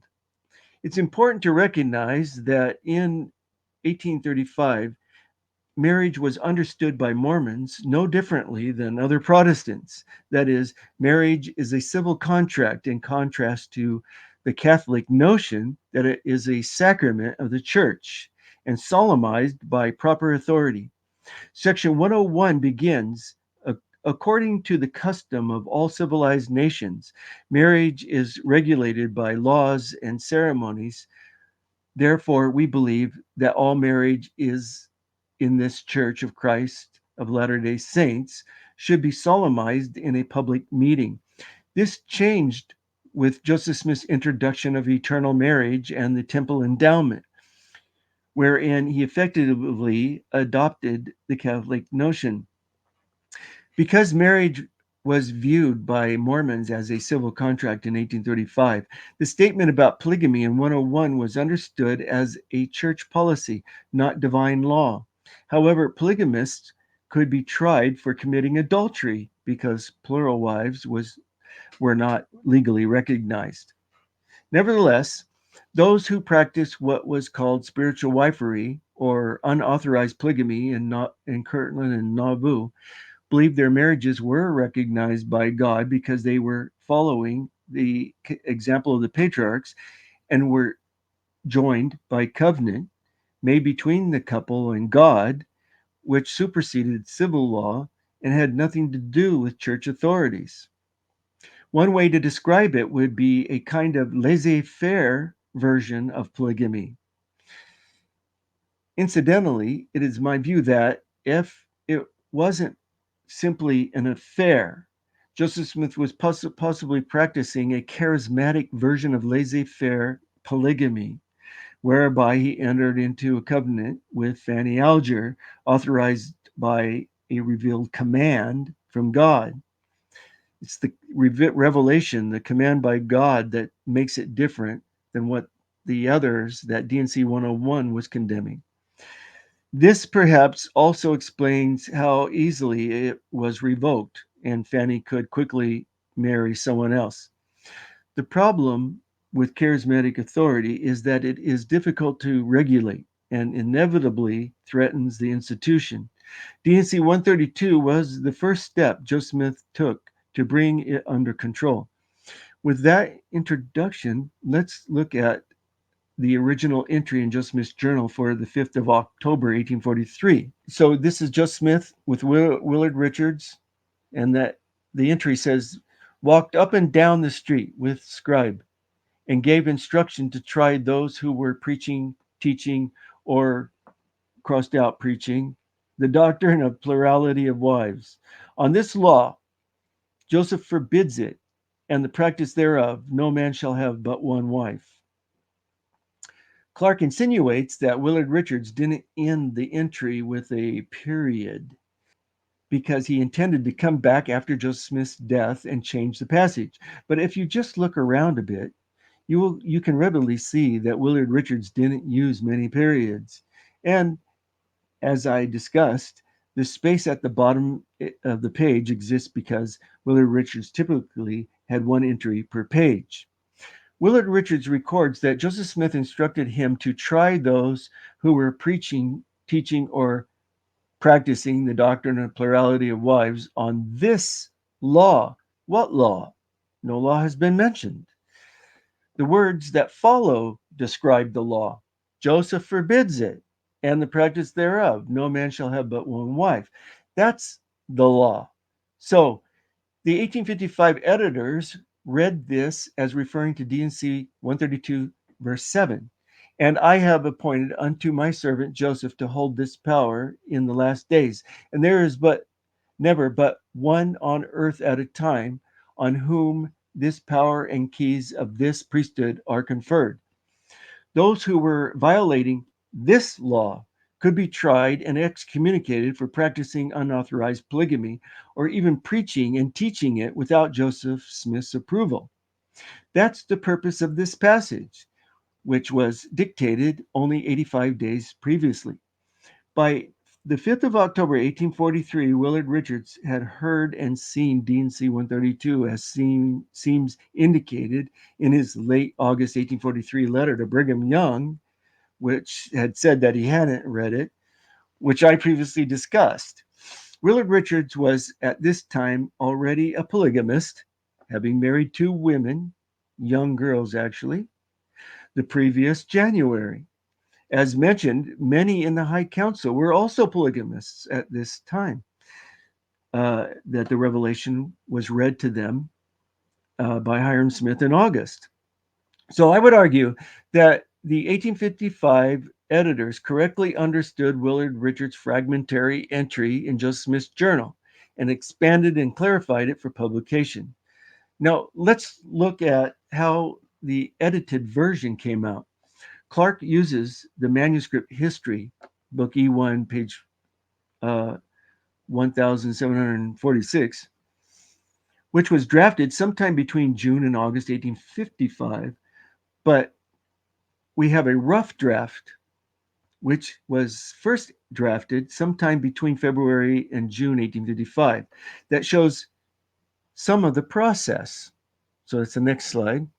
And before we go to that slide, Dan, I want to note, from their point of view, this does look out of place, right? Here, if Joseph Smith is the originator of polygamy, what he's basically doing is now telling people, at least in this instance, telling someone, hey, you know what? We're gonna get rid of these people. We're gonna to try these people. We're gonna somehow let the public know that these people have done wrong. We're going to try them, and we're going to probably, end up with excommunicating them. And if he's the one that's given polygamy, he sort of letting people onto the trail to find out that he's contradicting himself. He's leaving room to sort of get caught himself. And that sort of seems out of place to them. And so you're trying to explain, why would a guy, if I'm initiating polygamy, I'm sure as hell not going to take my neighbor up and down the road and tell him to start trying the very people I've instructed and let in on the practice. Does that make sense? No, the ones he's trying are the ones that are doing it without permission. They believe it's just a contract between them, the woman, and God, and they can choose the woman, they can choose partners. Joseph Smith is saying that no, you can't do it without the proper keys, and it has to be done by commandment of God. Whatever God commands it to do is right. You can't just do it on your own. But the people doing it wrong got the inkling of doing it from the fact that Joseph Smith was doing it. Does that make sense? It's not like there's these two separate practices of polygamy that originate at the exact same moment of time and do so completely unconnected and unaware of each other. The fact that Joseph is doing some sort of polygamy leads to other folks like John C. Bennett knowing that, hey, you know what? I can do this too. I'm sure they thought that's how it should be done. Meaning that when you go to try those people, what they're going to do is they're going to go, whoa, wait a minute. How dare you try me? I know that this happened because so-and-so told me to do it or told me I could, and they got it from Joseph Smith. In other words, all roads lead back to Joseph. He would be on some level sort of indicting himself eventually if all of these trails are followed to their end. Does that make sense? Yeah, it's very touchy situation politically and all of that. But he's going to try them on that law, which they read in the High Council. And the High Council has that law now. And they're going to try people based on that law. And they bring people in. Did you get permission from Joseph Smith? No, then you must either quit or get excommunicated. Now, if they excommunicated that person, that everybody would see that, and it would look like Joseph Smith was cleaning up the situation. But the people that had his permission, that were doing it secretly, would stay secret. What's the date that D&C 132 is given? July 12th, 1843. Yeah. So here we are 3-4 months later. And that law is the law. Joseph forbids it. The practice thereof, no man shall have but one wife. So Willard Richards knows that. Yeah. Okay. This is all insider language then. This isn't.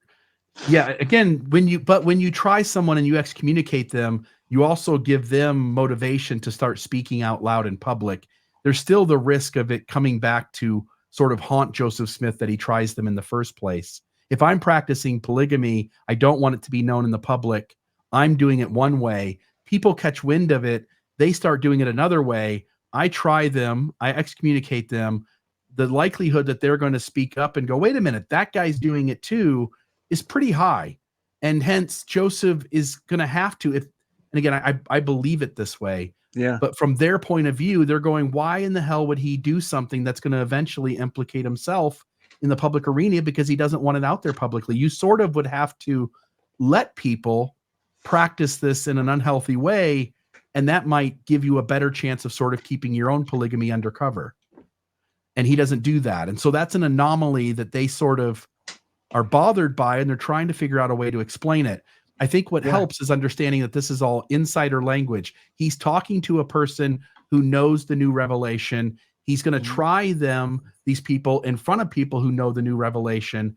And hence, this is his way of sort of not allowing people the rumors to be going around where people are doing it on their own accord without any promises of secrecy. And hence he saw that as more risky, that would get him in trouble eventually. And he wants to have right or wrong. Maybe he wants to do it to keep things righteous. Maybe he wants to do it to sort of protect himself, but he wants this done under a certain set of rules. Right. But I think it's only a short-term fix at best. But yeah, totally. The important thing is that Willard Richards is writing this fragmentarily, and he's not referring to D&C 101. Yeah, he's referring to 132. He's referring to 132, and that's how it should be understood. And so I think the editors got it right. They don't always get it right, but I think in this case they got it right. They amplified it because it's not publishable. They don't have in their minds the same kind of history that we do when we write. Like I do 6 volumes of Wilford Woodruff's journals exactly as he wrote them, with all this, apparatus for showing what's written above the line and things. They didn't have any of this scientific outlook on history. That wouldn't happen until decades later. Historians would become more professionalized. Right. That you have to sort of read between the lines here and know what's going on, and that what's going on is, hey, there's a new law, but these guys aren't practicing it based on the new law. The existing law that everyone is under is that no man should have but one wife, and unless they have permission to operate under the new law, they're in sin, and hence they have to be tried and punished for whatever that is. Right. Okay, here's the other slide. This is the rough draft. You're looking at it. That's the draft before it's written into the manuscript history of the church that Clark quotes from. As you can see, the editors didn't have to do much to clarify Willard Richards' entry. I think the stronger analysis of the source shows that the editors got it right. Okay, so you can see here the entry when they're working on it. They have copied in Willard Richards' journal basically and kind of sketched it out. You can see how this is the handwriting of Jonathan Grimshaw.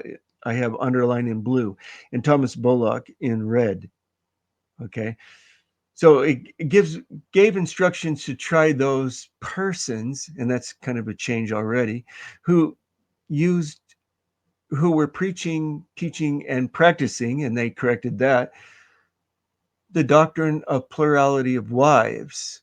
And then they wrote on this, and then they crossed it out and put two lines down on this law, because they were planning on expanding it. And you could see over on the left in Thomas Bullock's handwriting, to be revised. Then they came back, and it doesn't mean Thomas Bullock made it up, but somebody did, and he wrote it. According to the law, I hold the keys of this power in the last days, for there is never one but one on earth at a time, on whom the power and the keys are conferred. And I have continually said, and the line goes down, no man shall have but one wife at a time under the Lord, unless the Lord directs otherwise. So you can see how they kind of worked on it, came back and did some more editing to get the final version, which I like, as I argue, is correct. Yeah. And obviously this is written in 1855. It would be possible the polygamy deniers could look at this document and say, well, this isn't how it was originally. Some of this is, first off, this is taking what Willard Richards said, and this is adding things to it to make it mesh with 132. But what you're saying is, at the very least, you have to consider that they're telling you the very context by which you should have interpreted Willard Richards in the previous slide. And hence that also has serious consideration, and what makes more sense is this way of seeing things. Right. And then Clark says, it's important to note that by October 1843, Joseph's murder was already planned, and Willard Richards, the scribe, did not put any ending punctuation after wife, intending to add on later. So one little period that Willard Richards leaves off, Clark interprets as evidence that they were planning on coming back and changing it after Joseph Smith's death. in 1855. The editing was done in Utah in 1855, as I said. So there is no evidence that the polygamist cabal were plotting to murder Joseph Smith in October of 1843. Because Willard Richards didn't put a period at the end of the entry, Clark believes Willard Richards was planning to come back and make the same changes that the 1855 editors made, which they made a year after Willard Richards had died. How would they know what Willard Richards was planning to do? However, the rough draft shows that the changes were organic, evolving as the editors crossed out some of what Willard Richards had recorded and inserted new text that also needed revision. If I could tell you how many times I've left a period off a sentence, and if people were given permission to then take what that might mean only because I simply left a period off, that would be terrifying. It seems a pretty natural thing here that period could accidentally be left off, and to make it mean more than that, and to say that whatever you make of that means something more reasonable than simply leaving a period off, doesn't make sense to me. Okay, we can move on to the next one. All right. And then April 8th, 1844, this forgery was made between August 1855 and April 1856 after their deaths. The original has Hiram saying that Joseph taught him eternal monogamy and that he was sealed to his deceased wife by proxy. So the top is Thomas Bullock's notes. And then we have the forged version, which was part of the history, volume E1, which was ultimately removed from the history, but shows up in the Saints book, chapter 40. So the forged version says, "You can also make a covenant with her, Mary Fielding Smith, and I, Mary Fielding Smith, will be sealed to you myself for eternity." So they include that also in myself to make Mary Fielding Smith a polygamous wife of Hiram through being sealed to his wife that's deceased, and then also to his living wife. Yeah. So the original document is Hiram is attesting to monogamy. The secondary, essentially copying of it, now has room for polygamy and has Mary Fielding Smith being sealed as a plural wife to Hiram. Yeah. Yeah. Okay. All right. This is supposed to be a forgery, April 8th, 1844,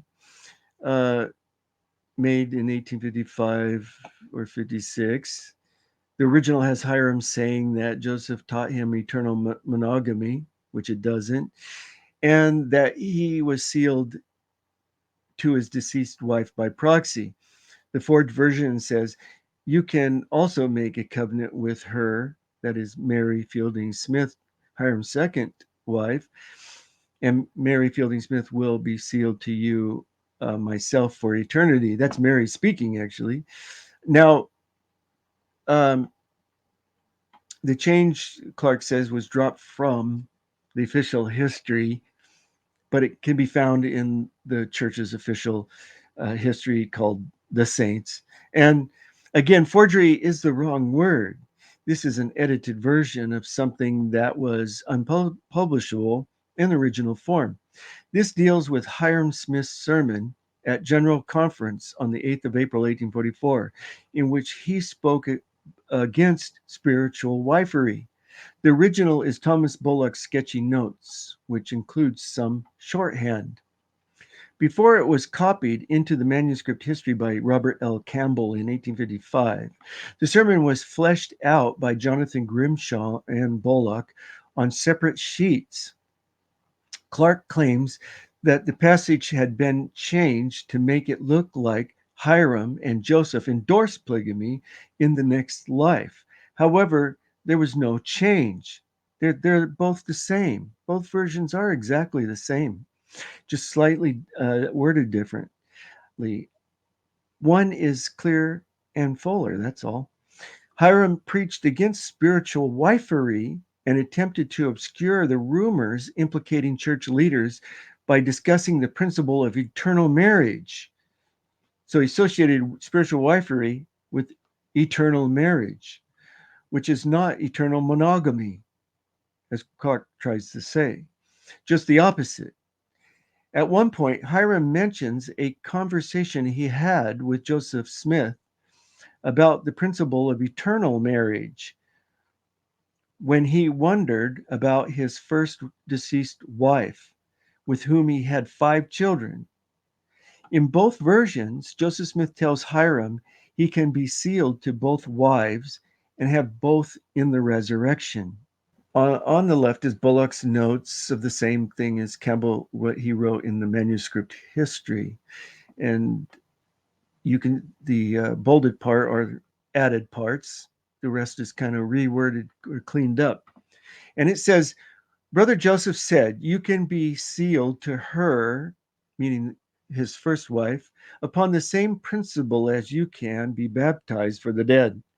What can I do more for my second wife?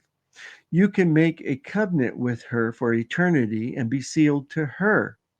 And she, the second wife, Mary Fielding, said, I will act as proxy for the one that is dead, and I will be sealed to you for eternity.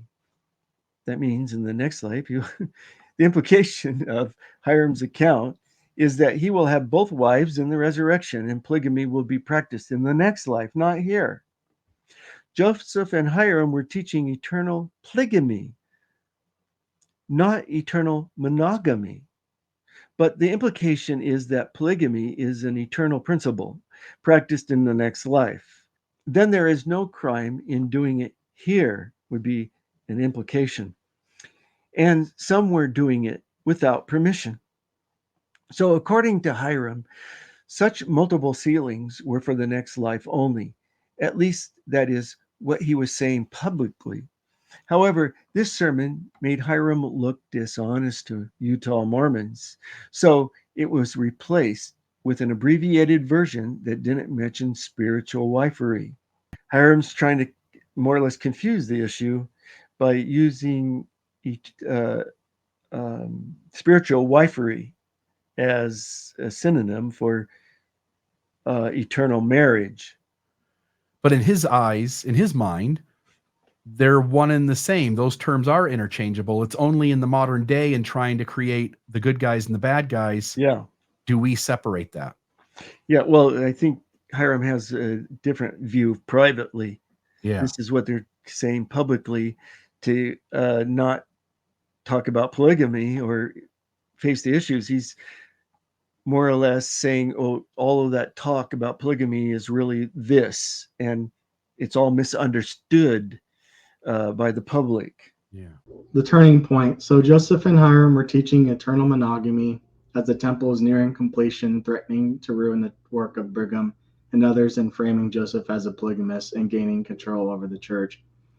On August 7th, 1843, Willard Richards in his journal would announce this new plan on the history. And what's important is W.W. Phelps and Willard Richards would work on this history together, and we can see them complaining about the noise from the school children on the second floor of the red brick store here on that November 7th, 1843 mention. Clark says Joseph and Hiram teaching eternal marriage as the temple was nearing completion threatened to ruin the work of Brigham Young and others in framing Joseph Smith as a polygamist and gaining control over the church. Rather, as a close reading of Clark's own source shows, Joseph and Hiram were teaching eternal polygamy, preaching against spiritual wifery in this life to protect themselves in the church. They didn't want to go to jail. It was illegal. They wanted to stop unauthorized polygamy from spreading, since an investigation by authorities would lead back to them. Similarly, why would the apostles want to frame Joseph Smith as a polygamist and endanger themselves in the process? Clark says, on August 7th, 1843, Willard Richards would announce this new plan on the history. On the 7th of August, 1843, Willard Richards, Book A1, they are at the end of the Zion's camp when it gets disbanded in July 1834. They were not happy with this account, and they later heavily revised it. So what is Willard Richards really talking about when he says that there's a new plan? He didn't say what the plan was, but they were at a crossroads here in the history, and they had to come back with George A. Smith actually and rewrite the whole thing practically. They crossed it all out and rewrote it. They were constantly changing their method of compiling, editing, composing, copying, revising, proofing, and reviewing the history. It was a very complex endeavor involving many people and many years. And for Clark to read into Willard Richards' brief comment, something sinister is unwarranted. In other words, this is just a more mundane interpretation that's happening than what he's making out of it. This isn't some grand master. We're going to have to do some new thing with the history. Right. This is like, hey, this isn't working really well. We got to come up with some other way to do this to be more effective. Yeah. When you go on into the history, even in Utah, they talk about changing certain methods of doing things. They had the workload kind of divided up into scribes and people working over here expanding minutes of meetings, let's say, before it is copied into the history of the church. And they go along, they leave blanks in the history of the church, and they attach papers with wax, along the way, and then they copy them eventually. They leave blanks in the history of the church to come back and copy the manuscripts. So they're always changing the method, and it gets more and more involved as it goes on. And this is just one time he makes it. I don't know exactly what he's referring to, but it need not be nefarious. No. Yeah. It's, to me, just seeing more in there than what is there. Yeah. It also occurs to me that if you really are doing some sort of master plan, some of these things you just wouldn't say out loud then. You wouldn't write it down. It would sort of be known between the 10 guys that are doing it, and it doesn't need to be said so that people can find it later. It just, I agree with you. It doesn't seem nefarious. So what many individuals are not aware of is that the history of the church was being written during Joseph Smith's lifetime as well. So Dean C. Jesse, in the writing of Joseph's history, provides a chart outlining the general process. Instead of using Dean Jesse's old article, I would suggest that Clark and others use my 8-volume history of Joseph Smith and the Church of Jesus Christ of Latter-day Saints, available at archive.com. You will get much more detail and information from Jesse's old essay. And some of the things that come up in this, my responses, would have been solved if they would have consulted my volumes. Yeah, and I'll just say these, I'm familiar with these. These were at our Family Pond store, might still be there. In our museum case, we highlighted these books, and I've flipped through them. I haven't read it. I haven't read the volumes, but I've flipped through them, and you put a ton of work at trying to connect dots and help people understand the history of the church that the church presents, connected with the historical context of these events and the things going on around them. And myself and also my friend and boss, Chris Bloxam, deeply could appreciate and could see the work that went into these. So I would suggest that folks, before you address kind of these holes in the events, take a moment. It's going to take time, but Dan, that's the time you've spent, Dan, your entire life researching this stuff. 10 years. So it's called a source and text critical edition. So what I do is trace every change in all, from the originals up to the published version up to B.H. Roberts' edition. So in every edition, I tried to track all the different readings. I go back to the sources of the documentary histories presentation there and show differences. And if they left stuff out, I put it back in bold writing. So you don't necessarily have to go back to the original. You can see it right there, what they left out or changed from the originals that they used. Yeah. So you get the context of these things, and it will, if you just see a document or you see an event and you don't know what happened before it or after it, it becomes really easy to misinterpret a thing. That Mhm. context means everything. Yeah. And then Okay. Dean Jesse had that one chart, which is nice to look at really quickly to see how it was compiled. But in the contents there, you can see before I start volume 1, I have all this apparatus, the general introduction, scribes and editors. I go through them, who they were. Biographical register, I give you the biography of each of these scribes, the handwriting in all of the documents, chronology, the order in which, in detail, more than Jesse gave, in which the church was compiled, church history was compiled, publication schedule, the editor procedure, sources cited. All the sources cited are right there and analyzed about whose handwriting is in those original sources as well, and what they're about and when they were written. And so everything's completely laid out. The first 6 volumes traces the first 6 volumes of the history of the church. The 7th volume is all the rough drafts and notes and things, and the 8th volume is sources that aren't published that the historians use, that I made transcripts of, interviews and notes and things of sources that they had used that weren't published. And so if I go back to his slide, what I hear you Yeah. saying is, look, Dean Jesse moved the ball forward, Yeah, oh yeah. but there's a lot more information than his chart, and that by adding the additional information that's not here, it clarifies the issue so that what you're pointing to isn't what you think it is. Right, and this is 1971 for Dean Jesse, Right. I believe. And so my volumes have made that outdated. And Right. since they're online for free, there's no excuse. Yeah. Other than it's going to take a lot of time to read, to know the things that you put time into to understand. Yeah. Right. Okay. Perfect. So something else that's important to note is Joseph would not be aware of these coming changes to the history, as he was not dictating his history, nor was he reviewing the work of his scribes. So Brigham Young attested on April 1st, 1845, I commenced revising the history of Joseph Smith at Brother Richards' office. Elder C. Kimball and George A. Smith were with me. President Joseph had corrected 42 pages before his massacre.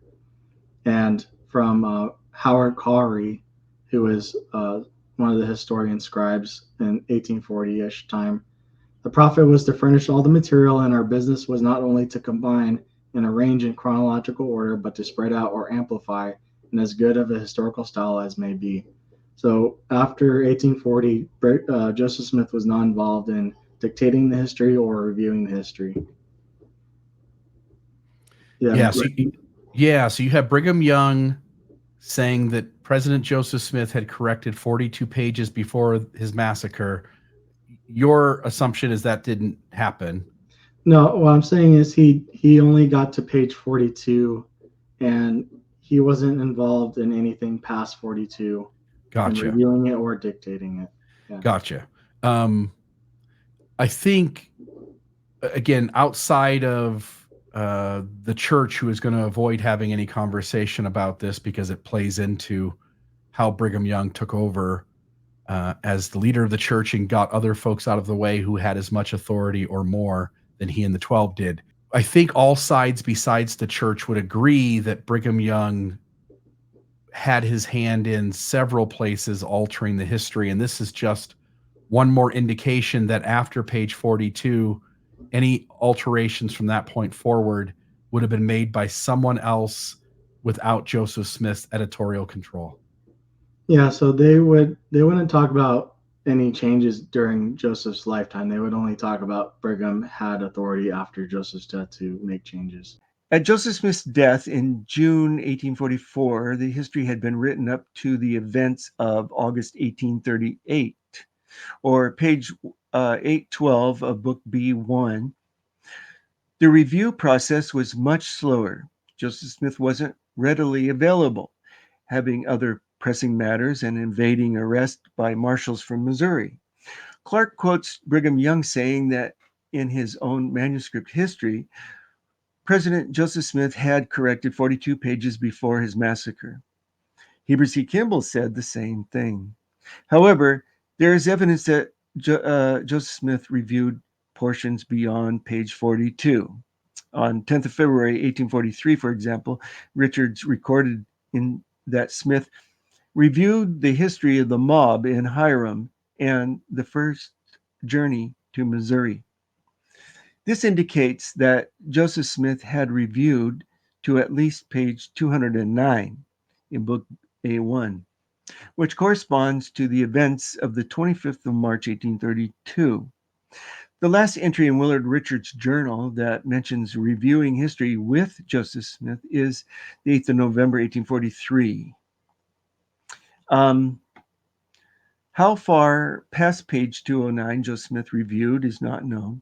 Despite its inaccuracy, Brigham Young's acknowledgement shows that he and those involved in the history weren't trying to be deceptive. Since Joseph had given church historian Willard Richards permission to write in his voice, as well as W. Phelps and others, he felt authorized to continue this practice after Joseph Smith's death. However, the bulk of the history would be written without Joseph Smith's input and review.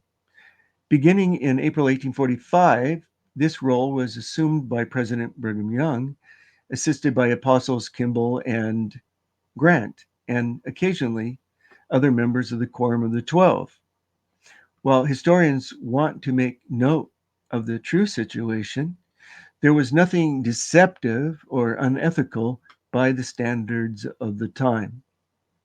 Right. The folks around Joseph Smith are given permission to adapt things, not to like blanket change it from A to Z, but rather to add context, to put things in better order, to clarify whatever needs clarified as time goes along. So Willard Richards made a forgery between August 25th and the 26th, 1843, to the history giving Brigham and the 12 authority within Zion as the plan to kill Joseph began. So the original here is from February 1835. It says that the 12 have no authority where they only have authority where there is no presidency established. The change by Willard Richards says that they have authority where there is a presidency established. And this was made just during Joseph Smith's lifetime. This is the first big change that occurs, and I believe this is in anticipation of the murder as well.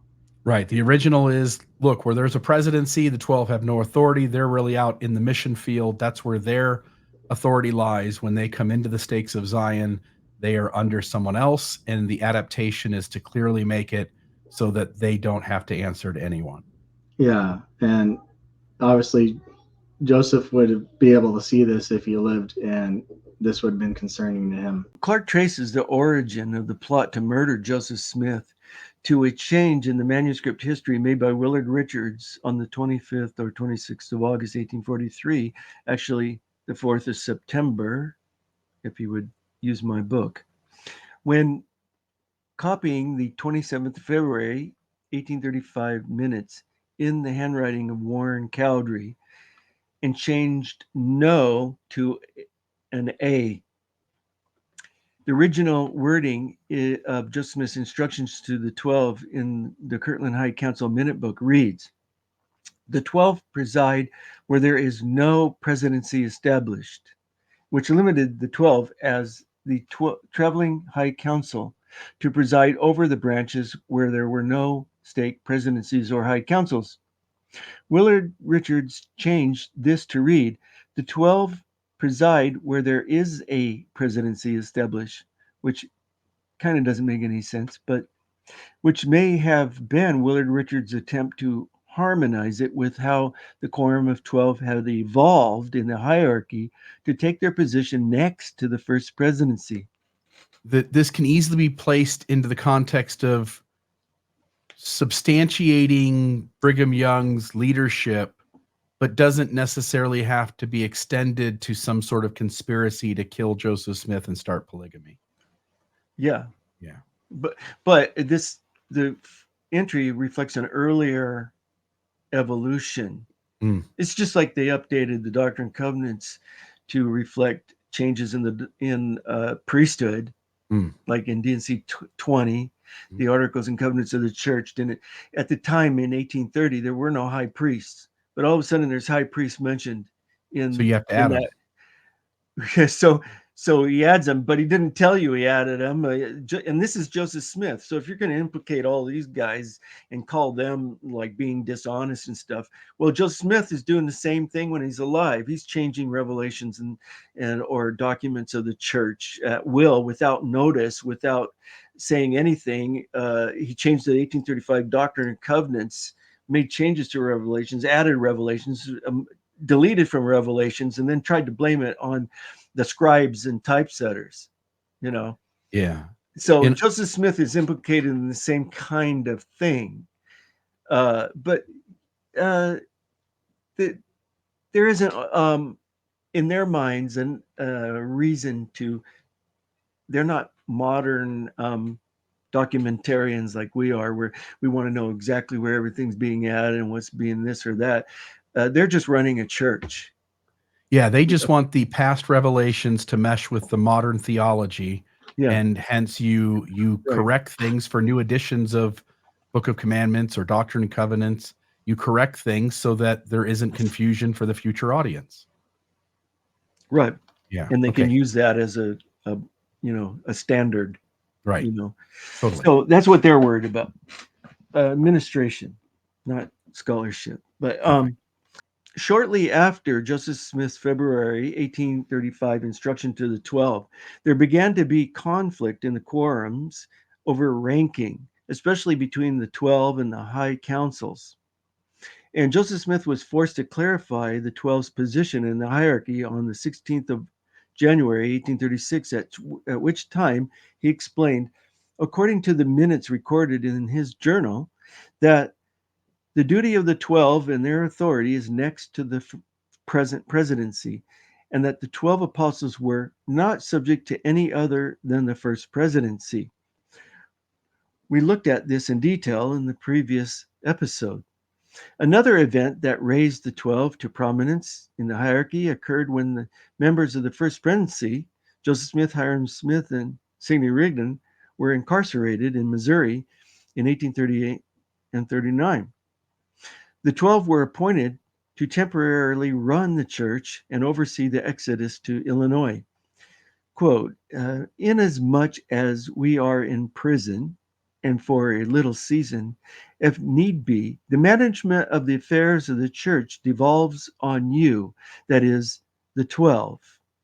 This is a letter of the presidency to Heber C. Kimball and Brigham Young in 1839. So, ironically, after Joseph Smith's death, the original wording was more helpful. The original wording of the two wordings that are at issue because of Clark seeing something nefarious to it.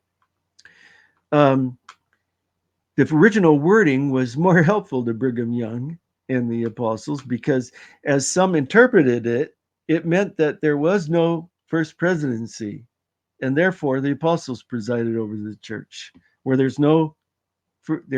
is no presidency. So some people actually in the Times and Seasons interpreted the original reading. Regardless, the change doesn't justify Clark's claim that it is evidence for a murder plot. Yeah, I've had to deal with this a few times when we talk about sort of Brigham Young's ascension to leadership, and how we talked about this in the last interview, part 1. And what you're showing me is that I had always thought that Joseph lays out these lines of authority. He delineates who has more, who has less, who's equal to who.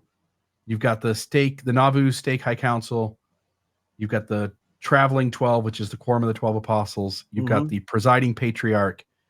And it seemed as though those were sort of all equal, and hence when Joseph dies, there's going to be no real good way for these guys all to agree who leads. And what you're adding to this is that there are other documents that have other things written, and hence this is really messy. And on some level, you can make him nefarious, but on some level, somebody's got to take charge or the church is just going to die. And if everybody's in disagreement and Brigham and the 12 feel like the keys have been left with them, hence he's got to take the initiative, and he's got to be stern, and he's got to, tell people this is how it's going to be. That the 12 take over. Is that fair? Well, so it's important to realize that Brigham Young ran the church for 3 years as president of the 12, not of the church. Yeah. Because it was clear, without reorganizing the presidency, it was clear that it devolved onto the 12. And he left it that way during the transition kind of period. Yeah. And it was clearer, he had a better argument to make without reorganizing the first presidency. So, and also a lot of these changes that we're talking about, they didn't use, they were clarifying things in the history and updating them according to the later knowledge. Yeah. They didn't want to show an evolution. Right. They wanted everything. They didn't want to show their work. Yeah, totally. Right. Because you're trying to get rid of any questions being asked. You want it all to be coherent and cohesive. Mm-hmm. Yeah. Yeah. That makes sense. So they didn't want to show an evolution. The historians are the ones that are trying to reconstruct the evolution. And it's important to know about these changes that they made, but they were making them to clarify the meaning of them according to the later knowledge, not to, they did other things to bolster their leadership. There are other things in the history that are a little more apparent, like we talked about Brigham Young, become the leader of the church someday. Joseph Smith prophesies, right? Something like that is very apparent, that they're just trying to make Brigham Young look good as a good leader. No different than the modern church, telling you that living prophets trump dead prophets. Don't go taking the things the past guy said and making a big deal out of it, because it's what we're doing now that matters. And it's sort of a way to not have the membership question or have room to feel like they can pit what past prophets have said against what modern leaders have said. It's a way to keep everybody believing and faithful and not raising questions and not having any dissent.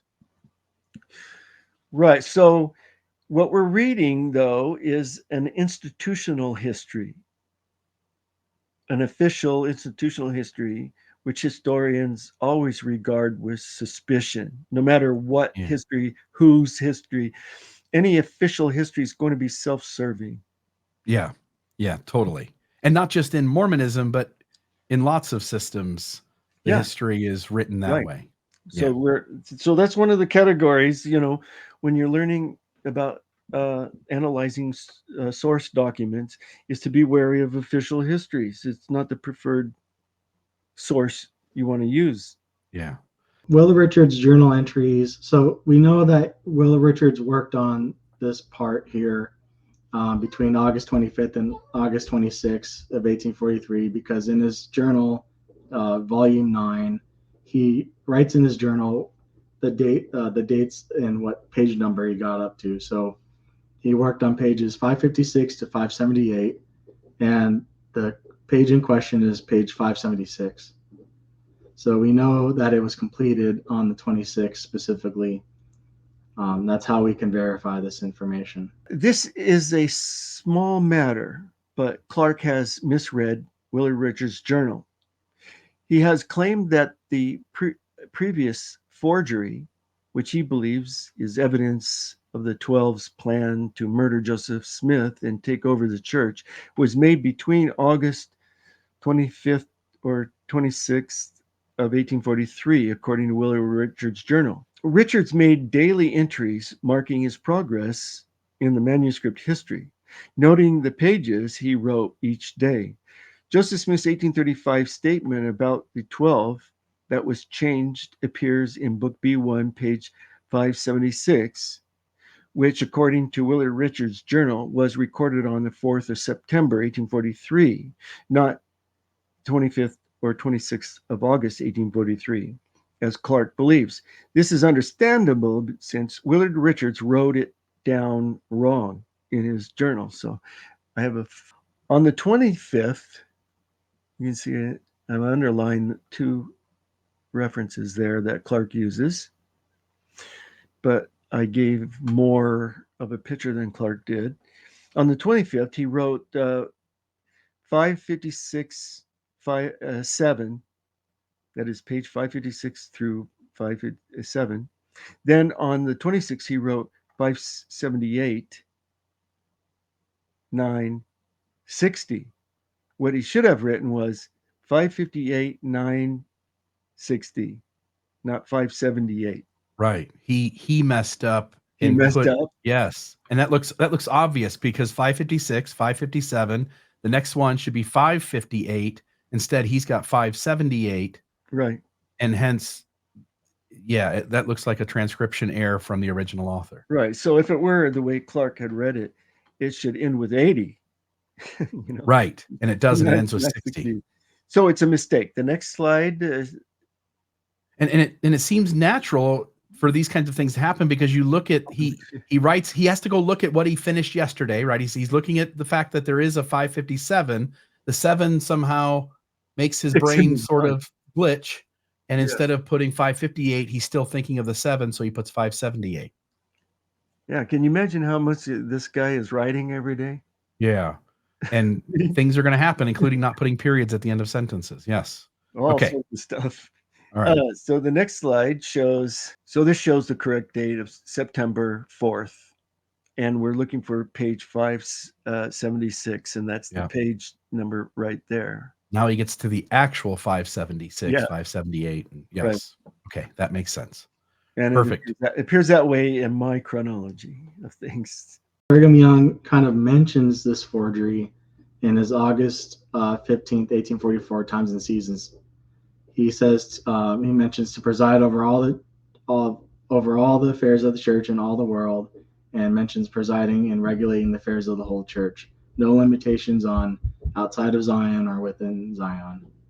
Quotes Brigham Young's statement or epistle to the 12 on the 15th of August, 1844, published in the Times and Seasons, where he says, seal on earth that which is sealed in heaven, to preside over all the affairs of the church and in all the world, stand in their own place. So that's a key phrase. The 12 apostles of this dispensation stand in their own place and always will, both in time and eternity, to minister, preside, and regulate the affairs of the whole church. There is nothing in Brigham Young's statement which links it to the previous change in the manuscript history, which states that the 12 are to preside over all the churches of the saints among the Gentiles, where there is a presidency established. Rather, Brigham Young's comment that the 12 would stand in their own place, which Clark didn't highlight, seems to allude to the change made in Joseph Smith's 16th of August, 1841 sermon, when it was published in the Times and Seasons, way back when Clark discussed slide 12, which states that the 12 should be called upon to stand in their place next to the presidency. This was published in the Times and Seasons on the 1st of September, 1841. Well, Joseph Smith's obviously still alive, so calling it a forgery is kind of not, it doesn't work very well.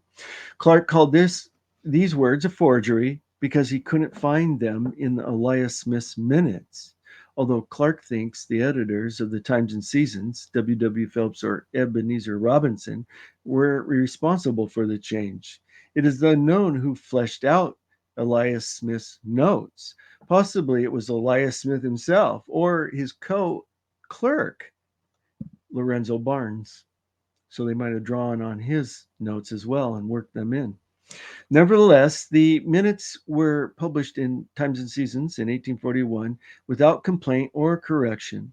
Again, both Brigham Young and the 1841 statement in the Times and Seasons are supported by Joseph Smith's 16th of January, 1836 comments, the duty of the 12 and their authority, which is next to the present presidency, and that the 12 apostles were not subject to any other but the first presidency. There's nothing nefarious about Brigham. He's not assuming anything, any kind of authority in August 1844 that they didn't already have and wasn't laid out in 1836. In 1841, Joseph Smith's alive, and they're publishing these so-called forgeries, or writing him in his journal. This is the big one here. So between October 14th and October 24th of 1843, Willard Richards predicts Joseph Smith's death 8 months in advance.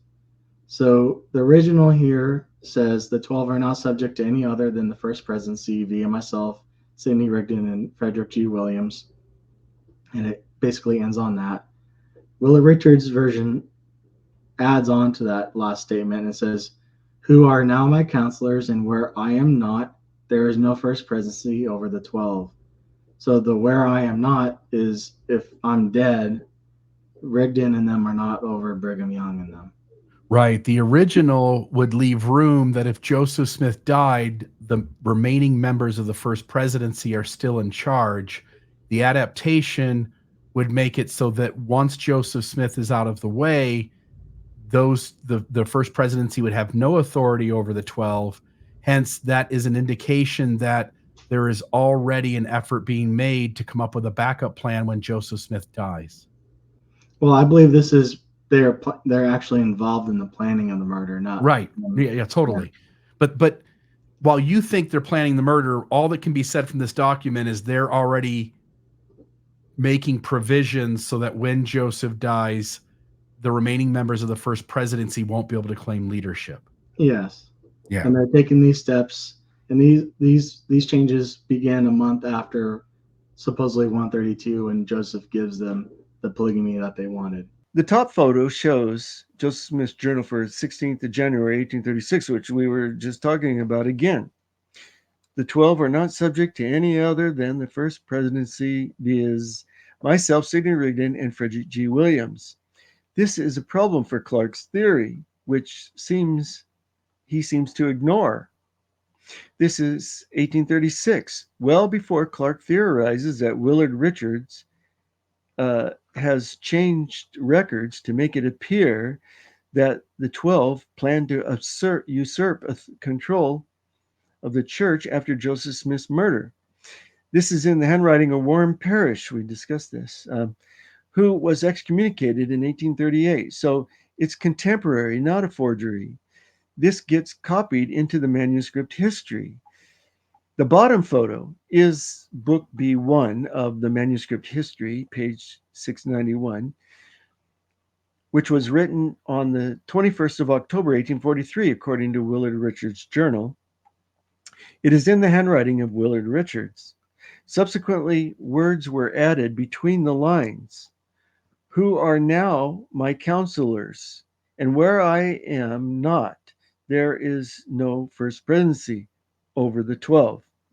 However, this interlinear insertion is not in Willard Richards' handwriting, as Clark assumes, but in the handwriting of Wilmer Benson, who began working in the church historian's office on the 7th of May, 1845.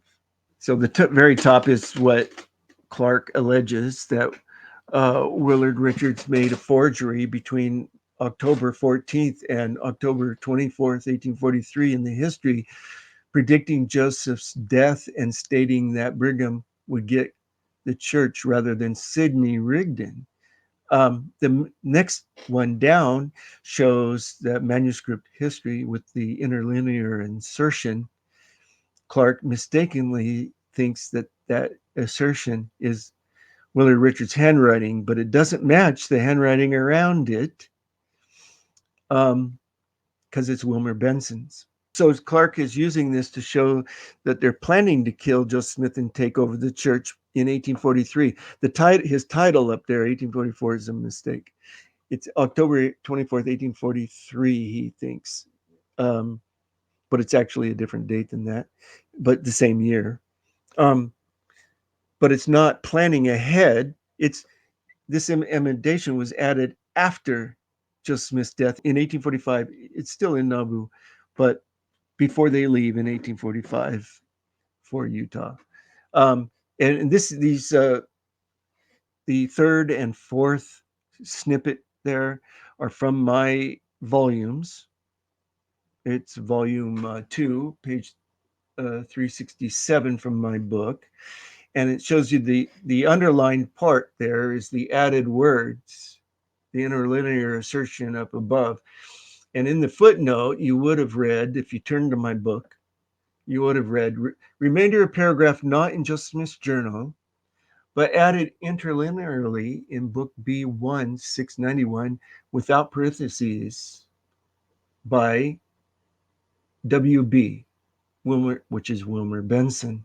The interlinear insertion that Clark assumed was Willard Richards, but Willard Richards, he was in Utah also. So how you can date this interlinear insertion by Willard Richards, it doesn't mean the insertion was in 1843, but he reads it that way. Yeah. So the next slide, you will see more data on this change, which is, so the top part, and then there's a bottom snippet. The bottom snippet is that interlinear insertion, so you can compare handwriting. The top part, that whole thing, is Wilmer Benson's handwriting. It's book B2, page 614. So you can see when he copied, this interlinear insertion was made before Wilmer Benson copied it into book B2 and worked it into the text, so it's no longer above the line, it's in the text. So that interlinear insertion in the book B1 had to have been done before that. Right. And you can even see, I mean, it's obvious it's the same handwriting. Just for instance, about a third of the way through the insertion on the bottom little snippet, there's an I, and I don't know what's after that, I am or I own or something like I, but right above it, about an inch above it is, and at least on my screen, an inch above it is another I from the page that's entirely written. And you can just see, if you follow certain letters, you can see that it's the exact same handwriting. This is out of my volume 1, where I have the biographical registers of each of the scribes. And this is Wilmer Benson's. And I will tell you all about his life a little bit, what we know. Wilmer Benson began working in the church historian's office on the 7th of May, 1845. So all that stuff could not be written until after Joseph Smith's death. So there couldn't be a conspiracy before his death. This is not evidence of anything before his death. Oh, that's the big deal, which is that Wilmer Benson's handwriting shows up, but he's not even working on this stuff until after the death of Joseph Smith. Hence, there's no premeditated planning. That's for sure. Exactly. Love it. He began immediately working on the addenda in book B1 and became the principal scribe in book B2, which he finished on the 22nd of August, 1845. The last entry mentioning Wilmer Benson, dated 4th of February, 1846, has him helping Thomas Bullock pack up the history books for the trip to Utah. And then you'll see at the bottom of my entries, just to give you a little insight here, is the handwriting. So every time Wilmer Benson's handwriting shows up, I have it cataloged there. You can go to all these places to see his handwriting in all these documents, but you'll see the underlined part, book B1, B2, page 481 to 651, and then it somebody else writes, and then it picks up again at 655 to 709, and then 710 to 776.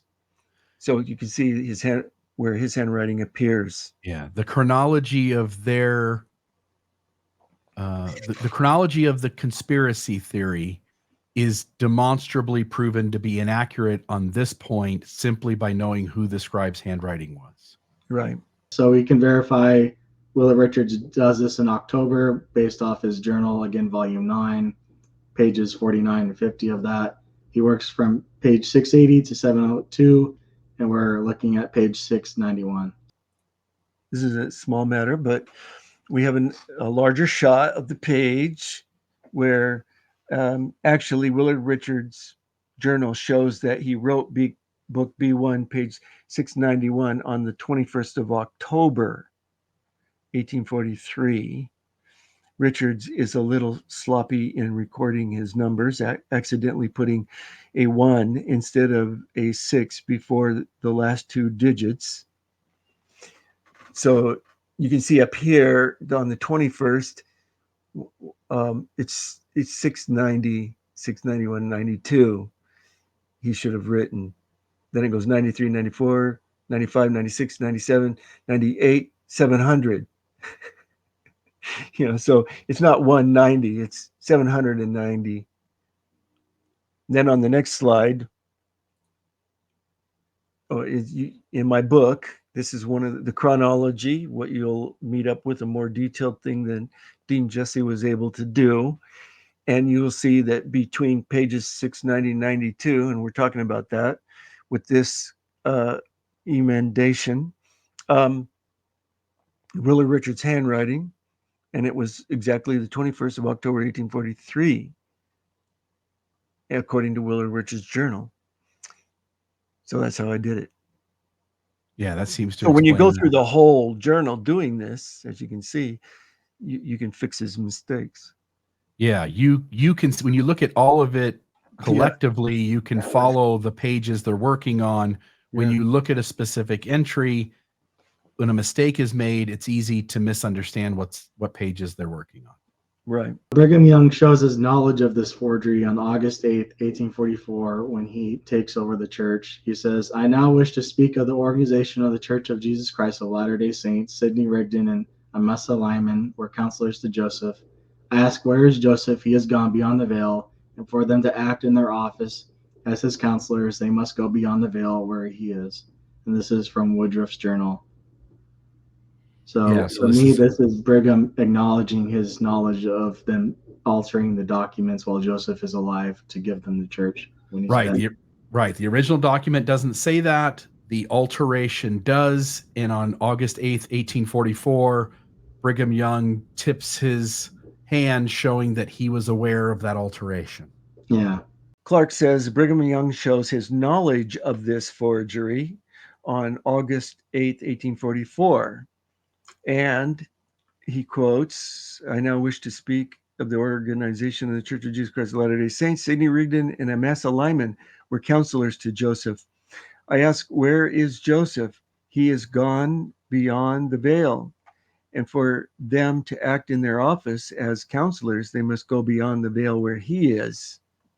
That was his argument. So Clark thinks this sounds like the emendation in Wilmer Benson's handwriting, where it talks about the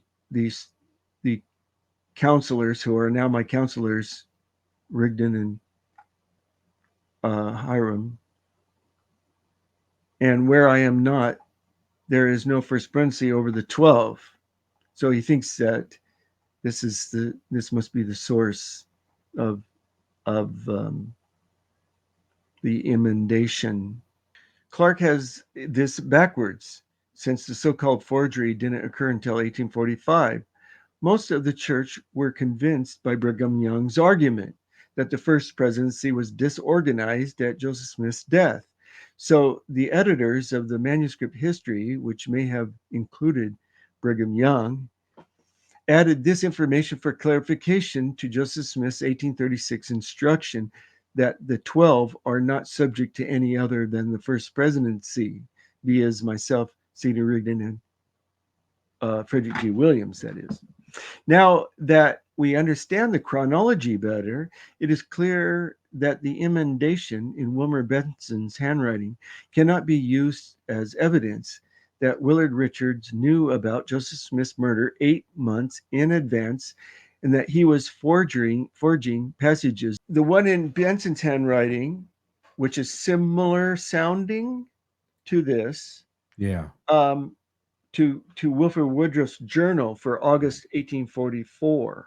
In other words, Brigham Young on August 8th of 1844 can't show his knowledge of a forgery when it wasn't a forgery because Benson comes in after the fact. Right. Perfect. You got it.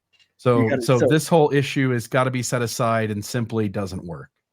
Yes, it doesn't work. It's backwards. Yep. Um, That makes sense. So it might be the other way. So Brigham Young saying this in 1844 as one of the revisers might be the one that added it in 1845 himself into the history. Right. So Clark, remember, in the first segment was promised in the very beginning what I will show that, and it was that on 8 months before Joseph Smith's martyrdom, there's proof that Willard Richards forged the history to make it way for the 12 to supersede other leaders when Joseph Smith died. That piece of evidence that he showed back then at the very beginning is nothing. It is not evidence of anything that he claimed it was evidence for. Yeah. And you and I talked before we started recording. There's a moment where I'm talking to Clark and I'm explaining how detailed Lucy Walker's story is, how much trauma she's speaking to, how much unhealthiness around Joseph Smith she's saying, and that I can't wrap my head around she's fabricating that story. It seems like what seems so much more obvious is she is unintentionally telling us how awful Joseph Smith was in approaching polygamy. And it's not the way you would write the story if you're allowed to create it on your own, wanting to have Brigham Young and the modern church's practice be approved and have Joseph Smith look like a prophet. And what Clark's answer was to me was, hey, Bill, because I investigated the murder of Joseph Smith and because I believe in that conspiracy, that allows me to then give weight to dismiss Lucy Walker's narrative as fake, as an afterthought creation. And that logic not only falls apart on its own, but it falls apart because the evidence you're showing to demonstrate that there was a plot to kill Joseph Smith before Joseph Smith's death, obviously, so many pieces of your evidence are falling apart around that as well. Right. Yeah. And these women, a lot of them were testifying about things they would rather not. And, Right. And so it tells me that they're arguing against their own self-interest, which gives credibility to what they're saying. Yeah, it's the criterion of embarrassment to some degree as well, where you're sharing things, like you say, things you would not want to share. And when you share things that are embarrassing to you, it sort of indicates that you're telling the truth. Mm-hmm. Yeah, exactly. Now we look at Brigham Young's alibi and some of the 12 as well. So during the time of Joseph's murder, the 12 were campaigning in the eastern states. The biggest convention in the grand finale was set for Washington, D.C., September 7th to the 15th, 1844. In the month of August, there were only 4 states holding conventions: Tennessee, Connecticut, New York, and Pennsylvania. This will be important a little bit later. Clark calls these series of slides the alibi crumbles. He thinks the apostles were in the East campaigning for Joseph Smith's bid for the U.S. presidency to create alibis for themselves. The problem is there is no alibi for conspiracy to commit murder. It's not necessary to be present or to participate in the actual crime. So for me, this series of slides is ill-conceived. If the apostles were involved in a conspiracy that had a lot of moving parts, they would want to be close to the events. Whether one was in Nauvoo or in the East at the time of the murders doesn't matter. In this first slide, Clark shows the schedule of state conventions, which were held from May to September 1844. Clark is troubled when Brigham Young doesn't attend all the conferences. but leaves for home in late July after learning about Joseph Smith's death on the 9th of July, 1844. Clark also tries to show Brigham Young's knowledge of Joseph Smith's death. The problem is that Brigham Young would have to know about the plot before he left Nauvoo on the 21st of May, 1844, before the destruction of the expositor or any of the events that led to Joseph Smith's arrest and death. Brigham and others publicly agreed on July 12, 1844, to oversee Joseph Smith's campaign and the conventions. Brigham Young, in a letter to Willard Richards on July 8, 1844, says, "What we think about Brother Joseph getting the election this year, you know all about it. We shall do all we can." Brigham continuing, "We shall attend the conferences in this country and then leave for the western states to attend meetings and get home quickly." So the history of the church changes meetings to conventions or conferences here. But again, the last one in the western states would have been Tennessee for August 4th. And Brigham is committed to being in DC September 7th to the 15th. Would you agree with that? Yeah, that's what it seems to indicate, is that he had the intention of being there a lot longer. So yes. Clark says Brigham Young and others agreed publicly on July 2nd, 1844, to oversee Joseph Smith's campaign conventions. Clark seems to think that all the apostles agreed to be at all the conferences. This simply is not the case. Prior to the 12 leaving Nauvoo, a conference was held in Nauvoo, and about 100 elders received assignments in each of the states.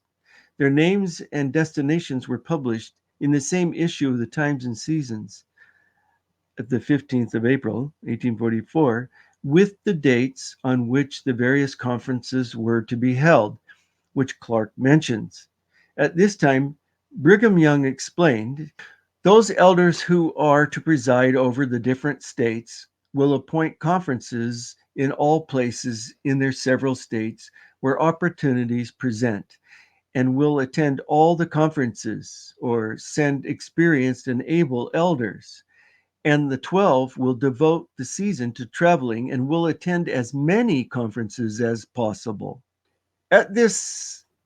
When it gets at this 2nd of July, 1844 meeting that Clark references in Boston, that Clark refers to, each of the 12 was appointed to attend the various conferences. The entry in Brigham Young's published history states that attended conference with the 12 and elders, and that this conference resolved to divide into different parts of the vineyard, and that each of the one of the 12 was appointed to take the oversight of several conferences. Not all going to all conferences, but the 12 divided up, and it doesn't even say that all the conferences would be attended by one of the 12. They were aided by 100 elders. Clark quotes Brigham Young's letter, July 8th, 1844, to Willard Richards. And what do we think Brigham Young says about Joseph Smith winning, the presidency? And well, you know all about that. He says, "We shall do all we can," Brigham continued. "We shall attend the conferences in this country and then leave for the western states and attend meetings and get home quickly." This doesn't sound like Brigham Young was planning to attend the week-long conference in Washington, D.C. in September. This is not a problem since there was no promise to attend all the conferences. Brigham Young's comment about the campaign shows he knows Joseph Smith's election was unlikely, but he is following the prophet and leaving the result in God's hands. He tells Richards, "We shall do all we can," that is where Clark stopped. But Brigham Young goes on to state, and leave the event to God with God. The God of heaven will do just as he pleases about it.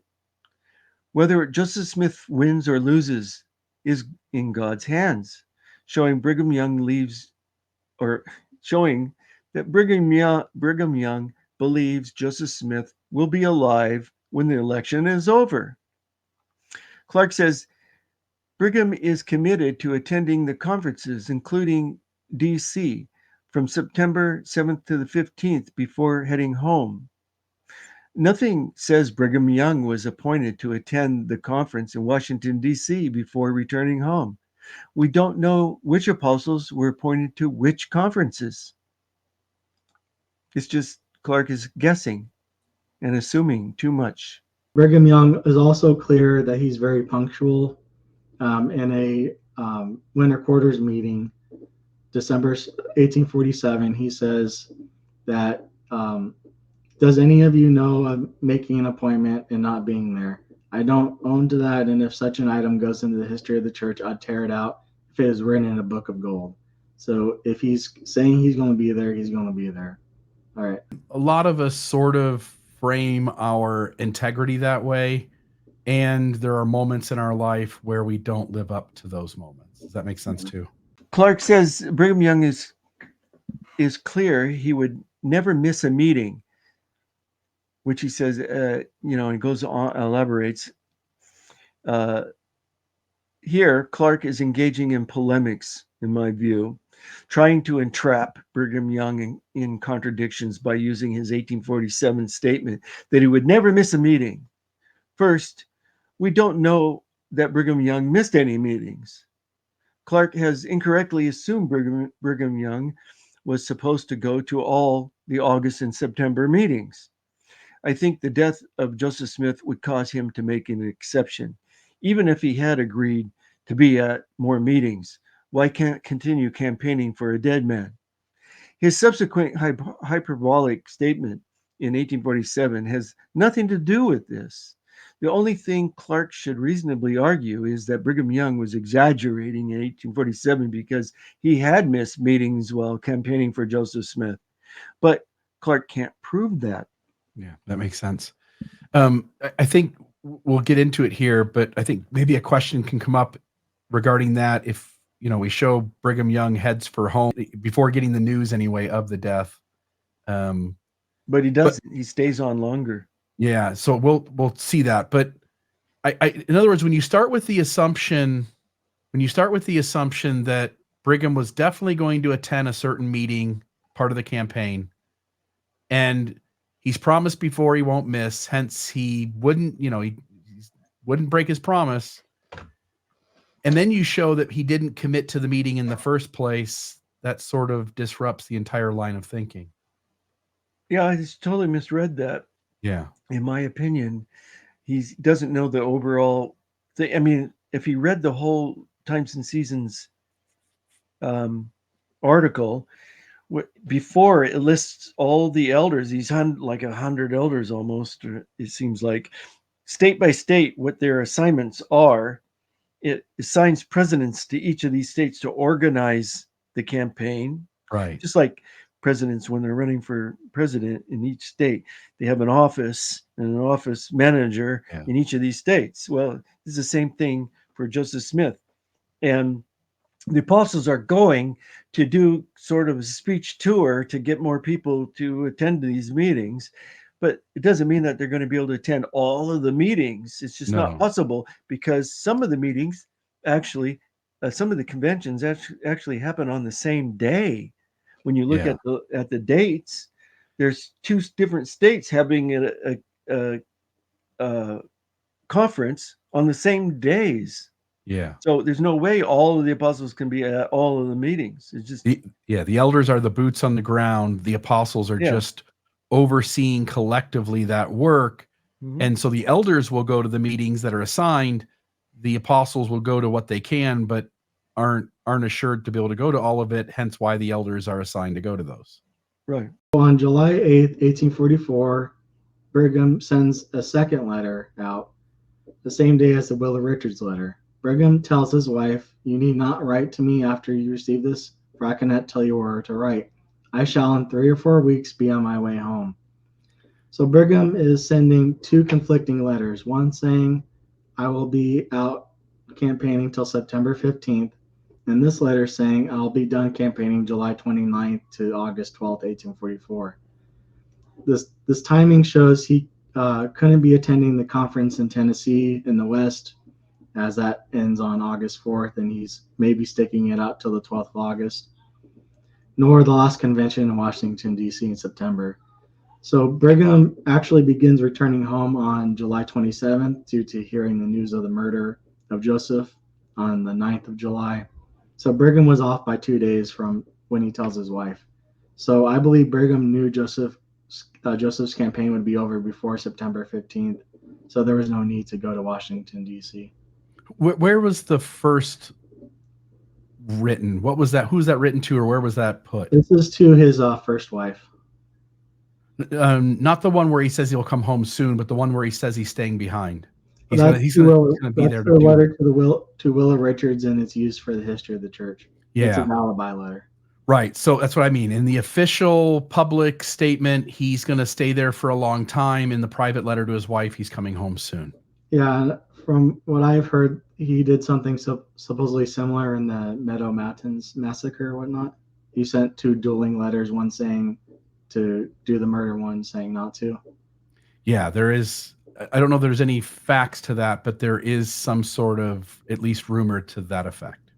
Clark assumes Brigham Young had promised to be in Washington, D.C. in September 1844, but that's not the case. The 12 divided up. We don't know who got what assignments, but Brigham Young was planning to leave in 3 to 4 weeks before the 29th of July. We can assume he wasn't assigned to those locations. Also, he may have been intended to attend some meetings on the way back to Nauvoo, although such plans probably changed after he learned of Joseph Smith's death on the 9th of July and got confirmation on the 16th of July. So not only does Brigham Young have to know about the assassination plot before he leaves Nauvoo on the 21st of May, 1844, but the timing of it as well. Clark suggests that when he wrote his wife on the 8th of July, the day before he learned about Joseph Smith's death, he already knew when he would be heading home.